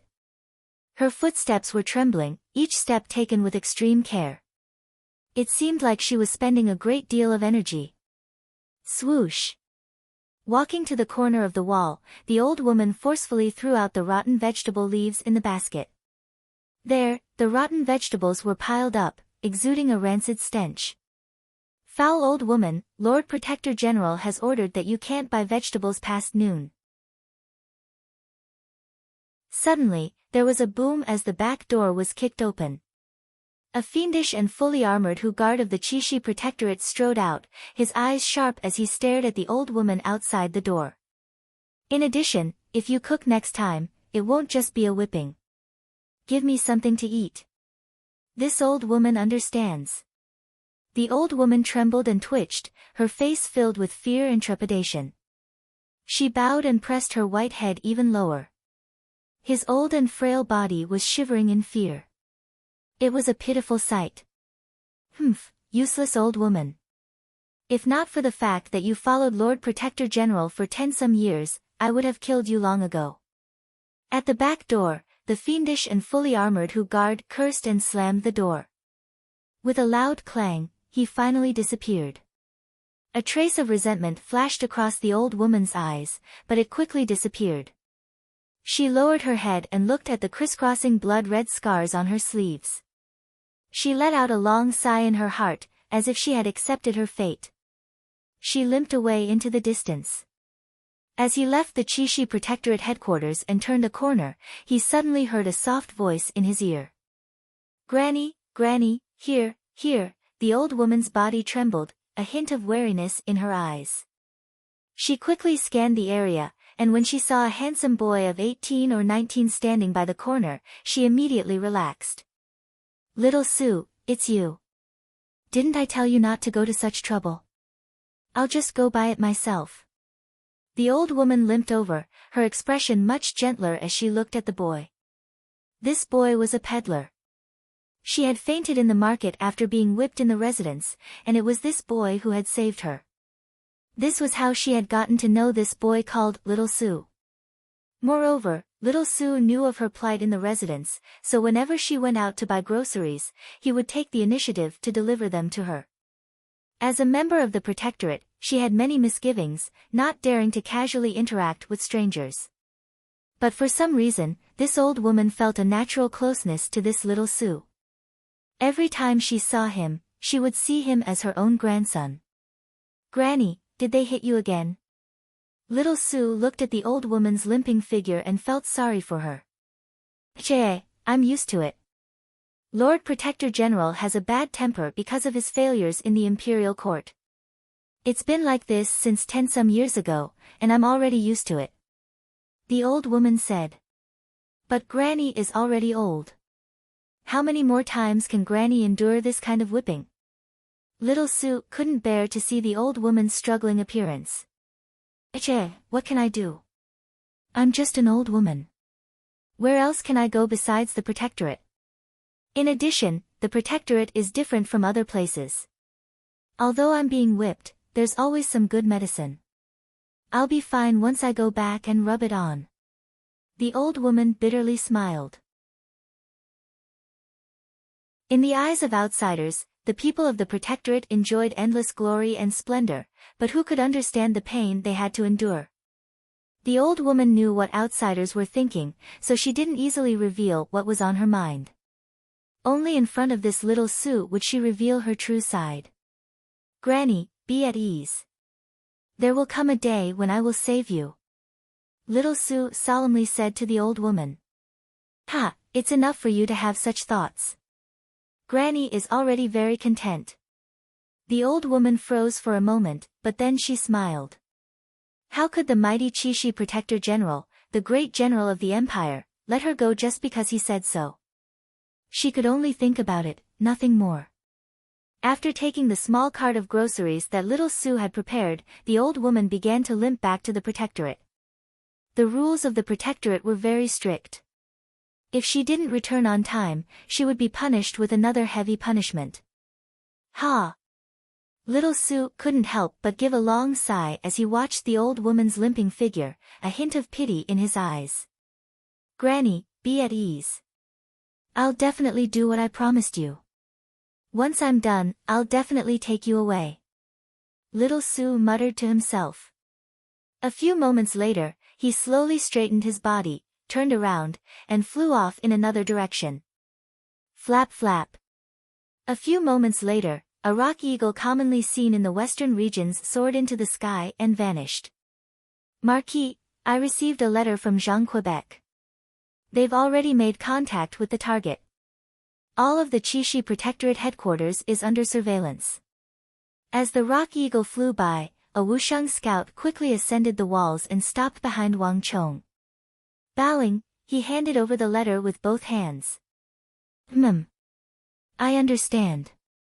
Wang Chong stood at the edge of the walls, his eyes gazing in the direction of the distant Chishi desert. He extended his right hand and took the letter from the scout, glanced at it, and then put it away. Everything was on the right track. Foman Linta had always been cautious, rough on the outside but meticulous on the inside. While his actions seemed crude, they were actually watertight. Thus, even if Wang Chong wanted to move him, he had no real way of doing so. Great generals like these had extremely high statuses, immense authority, and deep influence. Moreover, they were extremely experienced. Moving them was not an easy task. Even though Wang Chong was the son of Heaven's disciple and had the assistance of the King of Song in the court, it was still not an easy task. Alas, despite his vast experience, Foman Linta had one major flaw, his violent temper and fondness for punishing his subordinates. The old kitchen maid that Wang Chong had sent Zhang Ke to make contact with was one of these people. Not many people knew of this, and the Chishi Protectorate had always been careful to keep this a secret. But Wang Chong did know. In the future, when that incident occurred, this old kitchen maid was one of the key figures. When Foman Linta became embroiled in that matter, the old kitchen maid was the only person in the Chishi Protectorate who dared to stand up and criticize Foman Linta. This matter had left a deep impression on Wang Chong, which was why he had arranged for Zhang Ke to get in touch with them. In addition, Zhang Ke also has a request in his letter. He hopes that after this matter is over, Marquis can help rescue that old woman from the Chishi Protectorate so that she can enjoy a peaceful old age. The scout hesitated for a moment before finally speaking. Yes. Wang Chong immediately agreed. Even if Zhang Ke hadn't said anything, once this matter was over, he would have arranged for this old woman to live out her remaining years in peace. Otherwise, he would not be able to stay in Chishi. Thank you, Marquis. The scout was elated by these words. Wang Chong only smiled. Although Zhang Ke hadn't been in Wushang for long, he was very adept at using money and power. He had gotten along well with many of the soldiers in the army, and even this scout was willing to speak up for him. In the blink of an eye, 3 days had gone by. There were many things waiting to be done in the City of Steel. A complete fief was not as simple as carving out a piece of land and building a city. There were many things that needed to be taken care of if he wanted this place to be developed in the manner he envisioned. Early in the morning, while Wang Chong was in his residence in the City of Steel taking care of some documents, he suddenly heard hurried footsteps rushing into his residence. Marquis, Zhang Ke has sent word that there's been some activity from the Chishi Protectorate.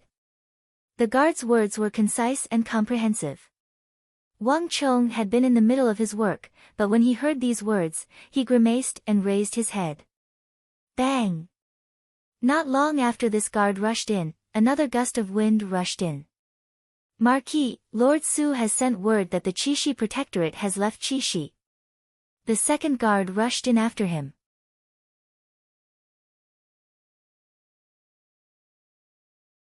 Chapter 808. The matter had started last night. In Foman Linta's residence, the old kitchen maid, who had been preparing meals for everyone, had suddenly noticed that several dishes were missing. The old kitchen maid had followed Foman Linta for decades, and she knew everyone's preferences like the back of her hand. The people at Fomenlinta's side were very picky when it came to food, and it was very difficult to satisfy them. Each of them had a special dish that they liked to eat, and they would eat it at every meal. Over the years, only the old kitchen maid's cooking had been able to satisfy their tastes. This was also why, despite her age, Fomenlinta had kept her by his side. Fomenlinta was very cautious. He never allowed others to interfere with important matters, much less let them know. Thus, although the old kitchen maid had been with him for decades, she had rarely come into contact with his core secrets. But no matter how careful Fomenlinta was, he still had to have 3 meals a day. The old kitchen maid only needed a glance to know which dishes were missing and which were missing to know which of Fomenlinta's people were present and which were not. But this sort of thing could only be used as a clue, not as solid evidence. Thus, Zhang Ke had been confirming it since yesterday. In the morning, when he was almost certain, he immediately reported it to Wang Chong.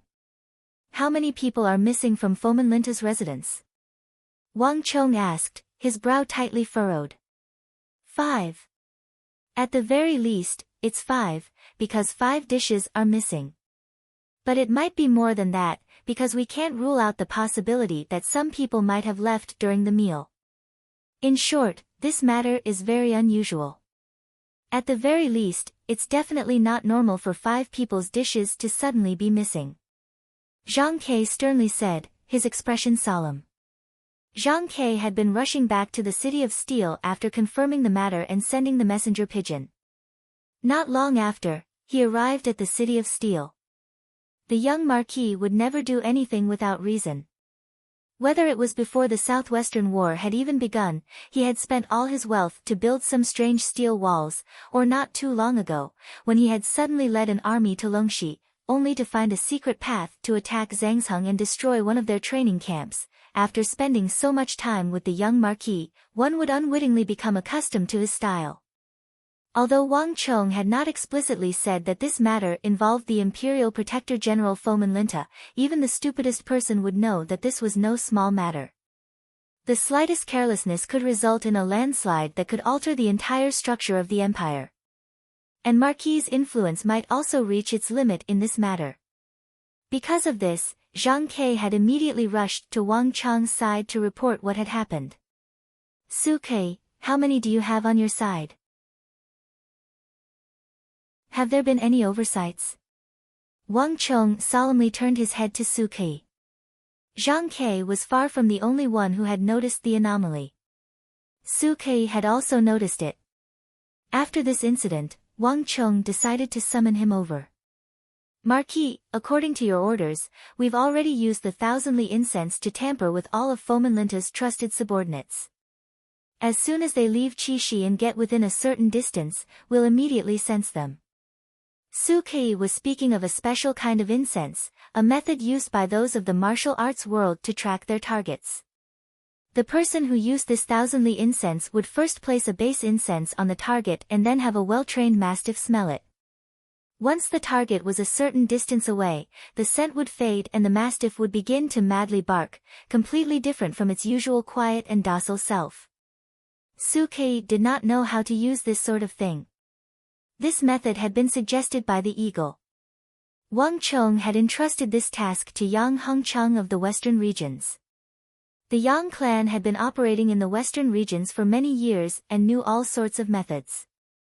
In less than a day, Yang Hongchang had sent over all the mastiffs and thousandly incense that Wang Chong needed.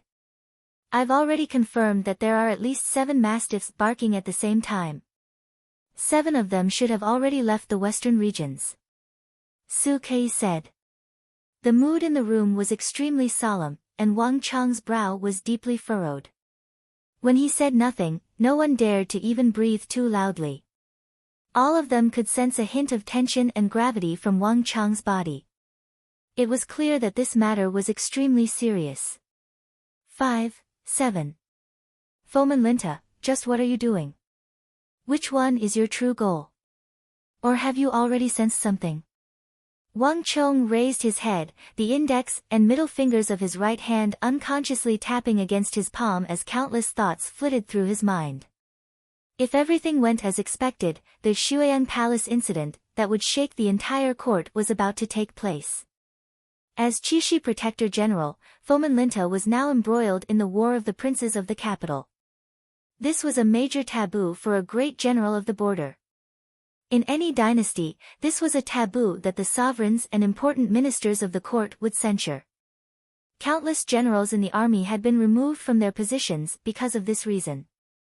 But when this incident broke out, although it had shaken the world and Fomin Linta had received a flurry of impeachment letters, he had been lucky enough to escape the calamity because he lacked the most crucial evidence. Coupled with the various contributions he had made, the Holy Emperor had ultimately chosen to strip him of his title of nobility, but he had retained his position as Protector General, calling it retaining his position to be discussed. If Wang Chong wanted to deal with Fomin Linta, this was his last chance. But first, he had to find that trusted aide that Fomin Linta had sent out and find the Pledge of Allegiance that Fomin Linta had sent to the prince. Only then could he deal a heavy blow to Fomin Linta. Although the Shuiyang Palace incident had caused a huge uproar, involving many great generals of the border and enraging the Holy Emperor, the lack of that Pledge of Allegiance had prevented Fomin Linta from being convicted. And after that incident, Fomin Linta had become extremely cautious, even more conservative than he had ever been. He would not allow anyone to use him against him, making it impossible for anyone to find a flaw in him. If the situation developed once more, all of Wang Chang's previous efforts would have been for naught. Wang Chang's battle at the Triangular Gap on the Uzan Plateau would have been pointless, and the entire Qixi Protectorate would be firmly in Fomin Linta's hands. And as long as Fomin Linta remained in his position, Wang Chang's movements in the western regions would be hampered in every possible way, and all his plans for the future would come to a premature end. Crucially, Fomin Linta and Anxi Protector General Gao Xianji had never been on good terms. As long as he remained in his position, the bitter defeat at Talas would probably repeat itself, and the Tang dynasty of the Central Plains would lose all of its territory in the western regions, entering an era of internal strife. This was something that Wang Chong could not accept. Fomin Linta is a Hu, but he is an extremely ambitious one. This was the case with the regional commander's incident, and this was also the case when he stole my credit at the Triangular Gap. Everything is for the sake of power and credit. Fomin Linta wants to climb even higher as Qixi Protector General, which is why he colluded with a prince of the imperial household. Wait a moment, Zhangqiu Jianqiong's promotion from Protector General of the Southwest to Minister of War must have provoked him. No, it's not just that. In my last life, I didn't appear here, nor did I take part in the Battle of the Triangular Gap. But now that Fomin Linta has stolen my credit, his ambition is bursting, so he's even more ambitious than before, even more impatient. Wang Chong muttered to himself, countless thoughts flitting through his mind. He was 80 to 90% sure that Fomin Linta had sent his trusted aide to the capital to prove his loyalty. How cunning! Wang Chong mentally sighed. Not many people knew of the matter between Fomin Linta and that prince. At the very least, it was still a secret. Even though Fomin Linta knew nothing about it and that the outside world was completely safe, he had still sent 5 to 7 of his trusted aides. This sort of caution was enough to make one put 120% of one's attention. Even though Fomin Linta didn't know that Wang Chong had already seen through his secret, just this sort of natural caution made dealing with him no easy task. Suke, take all the men and pursue with all your might. The other 2 groups of people should go to Sand Pass first. The terrain of Sand Pass is unique. No matter which path they take from Qixi, as long as they reach the capital, they'll have to pass through Sand Pass.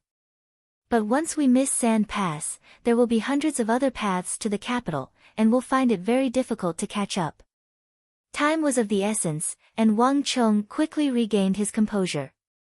Yes, Marquis. Understanding the urgency of the matter, Suke hurriedly bowed and acknowledged. In addition, Zhang Ke, send out your eagle team. Horses can't outrun eagles. No matter what, keep an eye on them from the air. Wang Chong turned to Zhang Quebec, yes. Marquis. Zhang Kei's reply was crisp and forceful. In addition, remember, no matter what, you can't attract their attention.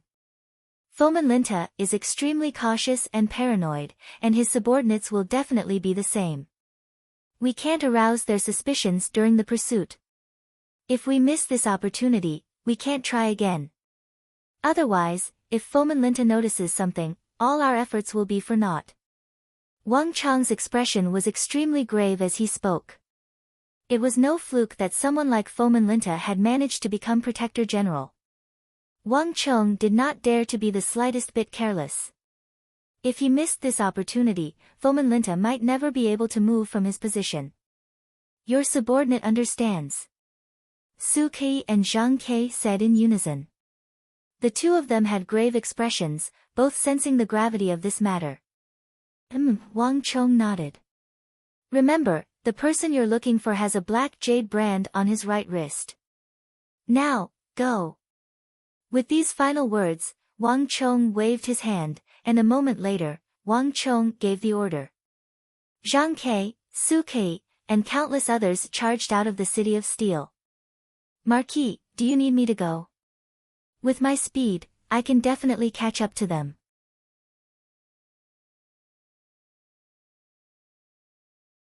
Chapter 809. No. Wang Chong waved his hand, his expression solemn as he refused without hesitation.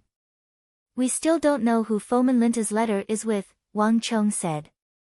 Perhaps he used some other method to separate the letter and give it to someone else, and then it returned to his trusted aides. This kind of method had appeared in the past dynasties. Fomin Linta can't be careless about such an important matter. Fomin Linta has already noticed you in the battle at the triangular gap on the Uzan Plateau. Moreover, your body is so large that the moment you leave the City of Steel, you'll quickly attract the attention of others. That will only backfire and give Fomin Linta a warning in advance. At that time, the mission might fail. This. Li Sai was stunned and speechless for a moment. Everyone had their strengths and weaknesses, and Wang Chang's words were something that he had never expected. Even though he was invincible on the battlefield, he seemed to be unable to do anything in this matter. Enough. I have my own plans for this matter. This is not a matter that can be resolved with strength. It's not just you. Even I can't do anything right now. Leave everything to Zhang Kei and Su Kei. Wang Chong said. Hurry. Follow the mastiffs. Don't lose them. If one looked down from the sky, one would see a winding road that seemed like a jade belt connecting Qixi and the capital. Several dozen warhorses galloped toward the capital in a cloud of dust. At the very front of this group were 5 pitch-black, strangely shaped mastiffs with bulging muscles. The 5 mastiffs were as fast as lightning, even faster than the warhorses. They howled as they chased, their noses twitching in the air as if they were smelling something. But soon enough, the 5 mastiffs that were running side by side split up. "Milord, look!" One of the cavalrymen pulled on the reins and suddenly stopped, pointing to the front. In front of them, 5 huge black mastiffs were barking in 5 different directions. Seeing this, Su Kei sat on his horse and frowned. "Sir, what should we do?" Everyone turned to look at Su Kei. The 5 trusted subordinates of Fomin Linta had obviously parted ways, advancing in 5 different directions. If they continued to follow, they would have to split into 5 different directions. Has the news from the other 2 routes reached Marquis? Su Kei asked without turning his head. "Milord, my subordinates have already sent a messenger pigeon." As expected, Marquis should already know that the other 2 trusted subordinates of Fomin Linta did not leave Qixi after the banquet, but went to the Uzan Plateau. A scout half knelt on the ground and said. "Very good. Now, we only need to follow these 5 groups. Do you remember what I told you before we set off?" Su Kei asked. "Understood. No matter what we do, we can't attract the attention of Fomin Linta or those people," the scout sternly said. "It's good that you remember. It's good that you remember. The Marquis values this very much." Let's proceed according to the plan. Remember, even if the mission fails, we can't arouse their suspicions or vigilance. With these final words, Suki waved his hand, and the 30-some horsemen immediately split into 5 groups, stirring up a cloud of dust as they galloped off. Countless merchants traveled to and fro on the road to the west, and at noon, a long caravan began to make its way to the capital amidst the jingling of camel bells. This was a group of Arab merchants, all of them with thick beards and green eyes. As they led their camels forward, they heartily laughed. Not too far away from them was another merchant dressed in a thick robe. He maintained a distance of around 4 feet from them, and as he advanced, he warily observed his surroundings. It seemed strange for merchants and Arab merchants to mingle together, but on the road to the west, this was all too common. There were far too many bandits and brigands on the road to the west, so they could take care of each other. Ah! Save me, save me! Suddenly, a shout came from behind them, immediately attracting the attention of the Arab merchants.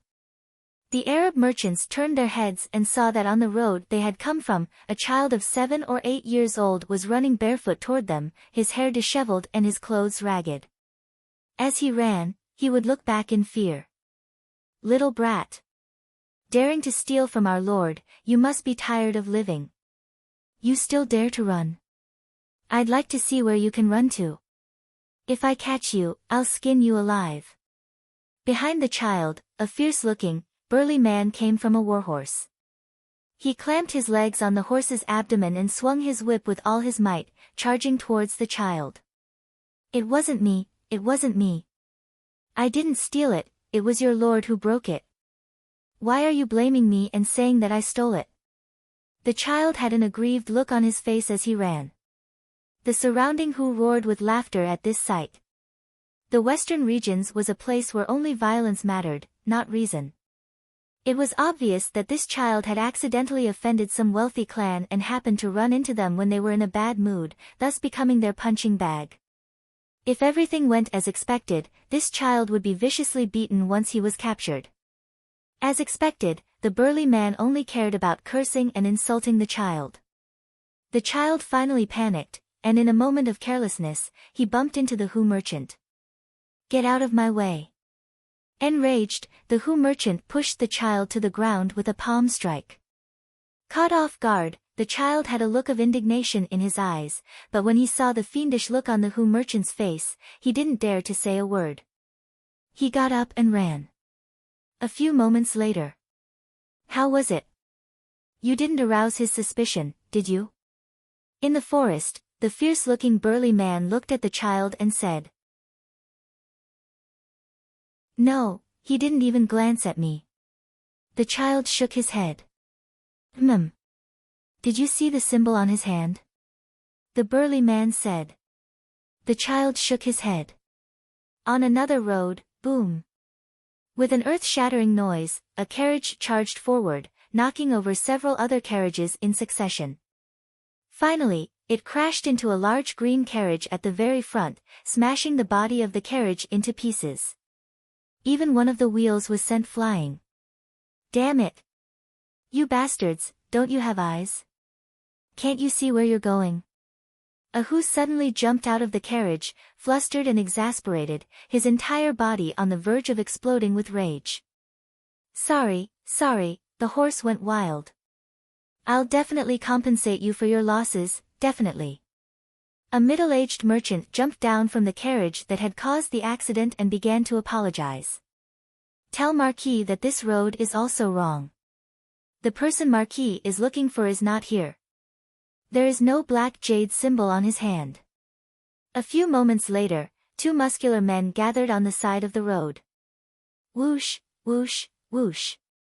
With the sound of wings flapping, a messenger pigeon quickly rose into the sky. Hiya! A cloud of dust churned on the third road as 10-some horsemen galloped forward. These people were traveling at their fastest speed, and when 10-some of them rode side by side, they immediately stirred up a fierce gale. Whoosh! 10-some horsemen galloped past a merchant, the fierce gale causing the merchant's robe to flutter. No one noticed that the outermost cavalryman, as he passed by the Hu merchant, had turned his head around like a bolt of lightning. However, it was only a fleeting glance before he immediately turned his head back, his speed so fast that the bystanders thought it was an illusion. No. A few moments later, several hundred zhang in front of the Hu merchant, the other horseman turned to look at the horseman on the outermost side. No. This one's also wrong. The horseman knew what they wanted to say, so he spread open his hands and shook his head. One piece of information after another was sent to Wushang's city of steel. Everyone had gathered around Wang Chong, their eyes focused on a miniature model of Qixi in front of them. 1, 2, 3. Two of Fomin Linta's trusted subordinates have gone to the Uzan Plateau. It should have something to do with our base at the Triangular Gap. Of the other 5, 3 have already been eliminated, leaving only 2. That item must be with one of them. Wang Chong propped up his chin with one hand and tapped his fingers with the other. Qing Sanyuan, what's the situation with Zhang Ke? Wang Chong said. He had never liked to place his hopes on a single person or a group of people. Fomin Linta's matter was no trifling matter. It concerned the lives of tens of thousands of soldiers at Talas and the future survival of the Tang dynasty. Marquis, everything is under control. Zhang Ke's rock eagles are currently following the enemy. Qing Sanyuan deferentially said. This matter was of utmost importance, and Wang Chong was paying close attention to it. All of his subordinates were on high alert, not daring to make the slightest mistake. Zhang Ke and the City of Steel were constantly communicating with each other. Every half a cup of tea's time, a bird would fly in from outside and another bird would fly out. Zhang Ke had been with the eagle for many years and was extremely experienced in training birds. He had only been in the western regions for a few months, but he had already taken advantage of the rich resources here to purchase several hundred rock eagles from the western regions. After training them, he already had 60 to 70 qualified rock eagles, and more were still being released from their cages. This was the foundation of Zhang Ke's eagle team. As for the rock eagle on Zhang Ke's shoulder, it had become the eagle king of this team. And these massive numbers of eagles were playing an enormous role at this time. The rock eagles coming and going from the City of Steel were almost constantly sending messages. Tell Zhang Ke not to let down his guard. In addition, inform Su Ke to speed up the investigation. We must find that person with the black jade mark on his arm. That item is definitely on him. Wang Chong placed his hands on the miniature Qixi sand table. The truth was slowly coming to light. 3 people had been eliminated, leaving only 2. The room was quiet for a time as everyone breathed a sigh of relief and waited for Su Ke's final news. But the development of the matter took everyone by surprise. Reporting. Less than an hour later, while everyone was waiting for news, a scout rushed into the room with a panicked expression.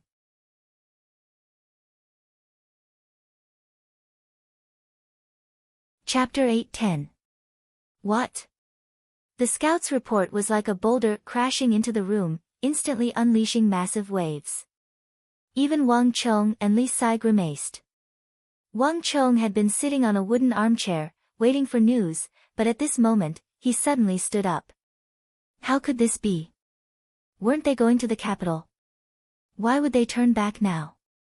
Turning back means that we don't even need to investigate. They've already been eliminated. All 5 of them have been eliminated. What's going on? Marquis, I suggest that we have Su Ke investigate right now. Like a gale, this news completely disrupted everyone's expectations and rhythm. No one had expected that the last 2 suspects would turn back at a time like this. But this was not the only thing that left them dumbfounded and shocked. Reporting. At this moment, another scout rushed into the room. Marquis, Lord Zhang Ke has sent word from the front that the 3 suspects have suddenly sped up. Marquis, please tell us if we should continue to follow and pursue them. Buzz. The raucous room instantly became deathly still. In the end, all eyes gathered on Wang Chong in the middle of the room. Everyone's astonishment was clear on their faces. The situation had taken a 180-degree turn. Those who were suspicious were suddenly no longer suspicious, and those who weren't suspicious were suddenly suspicious. In a flash, everyone was at a loss as to what to do next. Things that were originally clear became confusing in an instant, as if they had sunk into a dense fog. How could this be? Wang Chong stood in the room, his mind in even more disarray than the others. The envoy sent by Fomin Linta should have been the one with the black jade seal on his wrist. Those three didn't have it, so they could be eliminated as suspects. The other two had entered the plateau, and Zhang Kei's eagle was still following them, so they could also be eliminated. All that was left were the two people who hadn't been cleared of suspicion. As long as he could find the one with the black jade mark on his arm, he would be able to do so. The whole thing was simple and clear. Logically speaking, there shouldn't be any problems. What was the problem? Why did those two people suddenly turn back? Could it be that he had made a mistake? At this moment, Wang Chang's mind was in turmoil, and his expression was incomparably solemn. Things had gone wrong, at least not as he had expected. He had to find out what had gone wrong. Marquis, Su Kei is still waiting. Those two will probably return to Qixi soon. Should we continue the investigation? A voice whispered into Wang Chang's ear. Wang Chong didn't say anything. He was deep in thought. However, the changes in the situation were far more complicated than expected. It only took a moment for another scout to rush in with a flustered expression. Report. Marquis, bad news. Lord Zhang has sent word. Of the 3 targets, one of them has suddenly vanished. We've lost them. It was as if a heavy bomb had been dropped on them. If the people in the room could still maintain their composure, then when they heard that the target had disappeared, they immediately panicked. This was not the first time that Fomin Linta and Marquis had opposed each other, and he had even used Ozen's men. He was truly unscrupulous.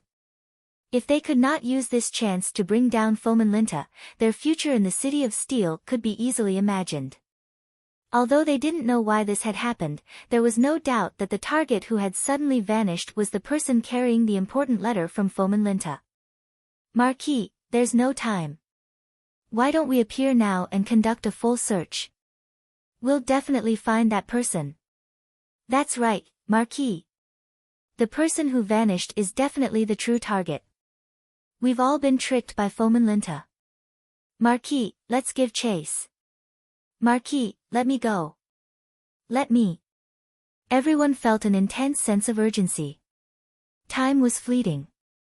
If they did not find the missing person, they would suffer a crushing defeat, and their mission would be a complete failure. Wait. Just when everyone was getting excited and volunteering to go search for that person, a calm voice boomed through the room like a clap of thunder. Without my order, no one is allowed to move. Wang Chang's order was firm and unquestionable, immediately pulling everyone back from their excitement. Everyone, don't act on your own. Marquis will decide everything. Li Sai swept his gaze over the crowd and quickly turned around, striding over to Wang Chang's side. Marquis, if there is a need, I can act at any time. Although I don't know where he went, as long as I have the heart, I believe I can definitely find him. When saying this, Li Sai deliberately lowered his voice, almost only Wang Chong could hear him. Although he did not know what was going on, judging from the current results, it was very likely that there was something wrong with Wang Chang's judgment. It was just that no one mentioned it. No. Wang Chong shook his head, as if he did not hear Li Sai's words. His expression was solemn, completely different from his usual self. This matter is definitely not that simple. At this moment, countless thoughts flashed through his mind. The scenes that had happened in the past kept appearing before his eyes. Fomin Linta did not know of his existence. To be more precise, Fomin Linta did not know that his secret collusion with the prince in the court had been exposed. He also did not know that he was secretly dealing with him in this matter. This was also the precondition for Wang Chong to take him away. Moreover, the matter of the Shueyang Palace is of great importance. Foman Linta would never use the ordinary method of sending pigeons. That would be too much of a trifle. Foman Linta would definitely send one of his trusted aides for such an important matter.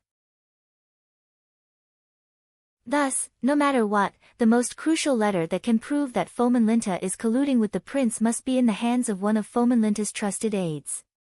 Wang Chong remained silent, his mind rapidly turning over the matter. In other words, there is no need for Foman Linta to be so deliberately mystifying, unless he sensed something. This final thought was like an axe cleaving through the darkness. Wang Chong's body trembled, and he suddenly called out. Qing Sanyuan, ask Zhang Ke again. Is there anything else strange besides this? I want to know everything from start to finish. I want to know every single detail. If there is anything suspicious, don't let me off the hook. Wang Chong's shout was abrupt, and his grave expression made everyone sense something. Yes. Qing Sanyuan immediately turned and left. Zhang Ke's reply quickly arrived. Milord, Zhang Ke says that nothing has happened. Ask again. Milord, there truly is nothing strange. Ask again. Milord, Zhang Ke says that not long after scouting the 3 targets, other than finding a few carrier pigeons, there really is nothing else. Because the matter was not very important, Zhang Ke felt that it was nothing, so he did not report it. Buzz. Before anyone else could react to Zhang Ke's final report, Wang Chong's pupils constricted as if he had been stabbed by a needle. Order Zhang Ke to have all the birds withdraw. Do not move recklessly, and do not pursue. Inform Su Ke to have all his men withdraw. As for the 2 targets that are currently returning, do not let them continue probing or pursue. Without my order, no one is allowed to move recklessly. With these final words, Wang Chong clenched his fists so hard that his knuckles creaked. He had underestimated Foman Linta far too much. This bastard was even more cautious than he had imagined. This was the most crucial moment. If he gave Foman Linta the slightest bit of doubt, Wang Chong's previous efforts would be for naught, and all his previous efforts would be for naught. Marquis, what happened? Li Sai walked over and asked in a low voice.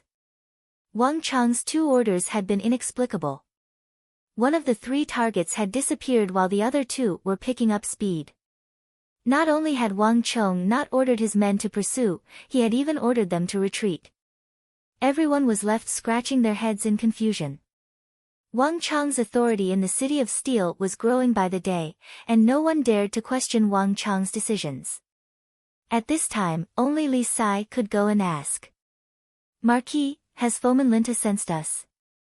Wang Chong nodded. We were so focused on finding out if those 5 targets were real or fake that we neglected Foman Linta's caution in this matter. It's no longer important if we can find that person with the black jade mark on his right wrist. The most important thing is that we can't arouse Foman Linta's vigilance. But how could Foman Linta sense us? We've already been very careful. There shouldn't be any problems. Li Sai said with a frown. All the methods of probing were carefully considered and discussed by everyone beforehand. It was precisely because they were certain that it was natural and would not arouse any suspicion that they had taken these actions. Li Sai did not understand why Foman Linta would be so vigilant. You don't understand. Wang Chong gave a deep sigh. Not even Li Sai could understand what was going on, much less the others. If they had not run into him, Foman Linta's plan would have most likely succeeded. So far, we've used 3 methods, the beggar, the carriage collision, and the cavalry. Among them, the easiest to attract attention is the carriage collision. However, we first collided with the other carriages before accidentally colliding with the target's carriage. In this way, even if the target was suspicious, they wouldn't think too much.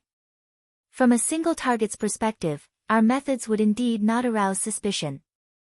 However, when these things are linked together and a few consecutive problems occur, if you were Foman Linta, would you be suspicious? Li Sai was stunned. In fact, not only him, but the others in the room were also stunned when they heard Wang Chang's words. Indeed, everyone did everything extremely well and tried their best to be as perfect as possible.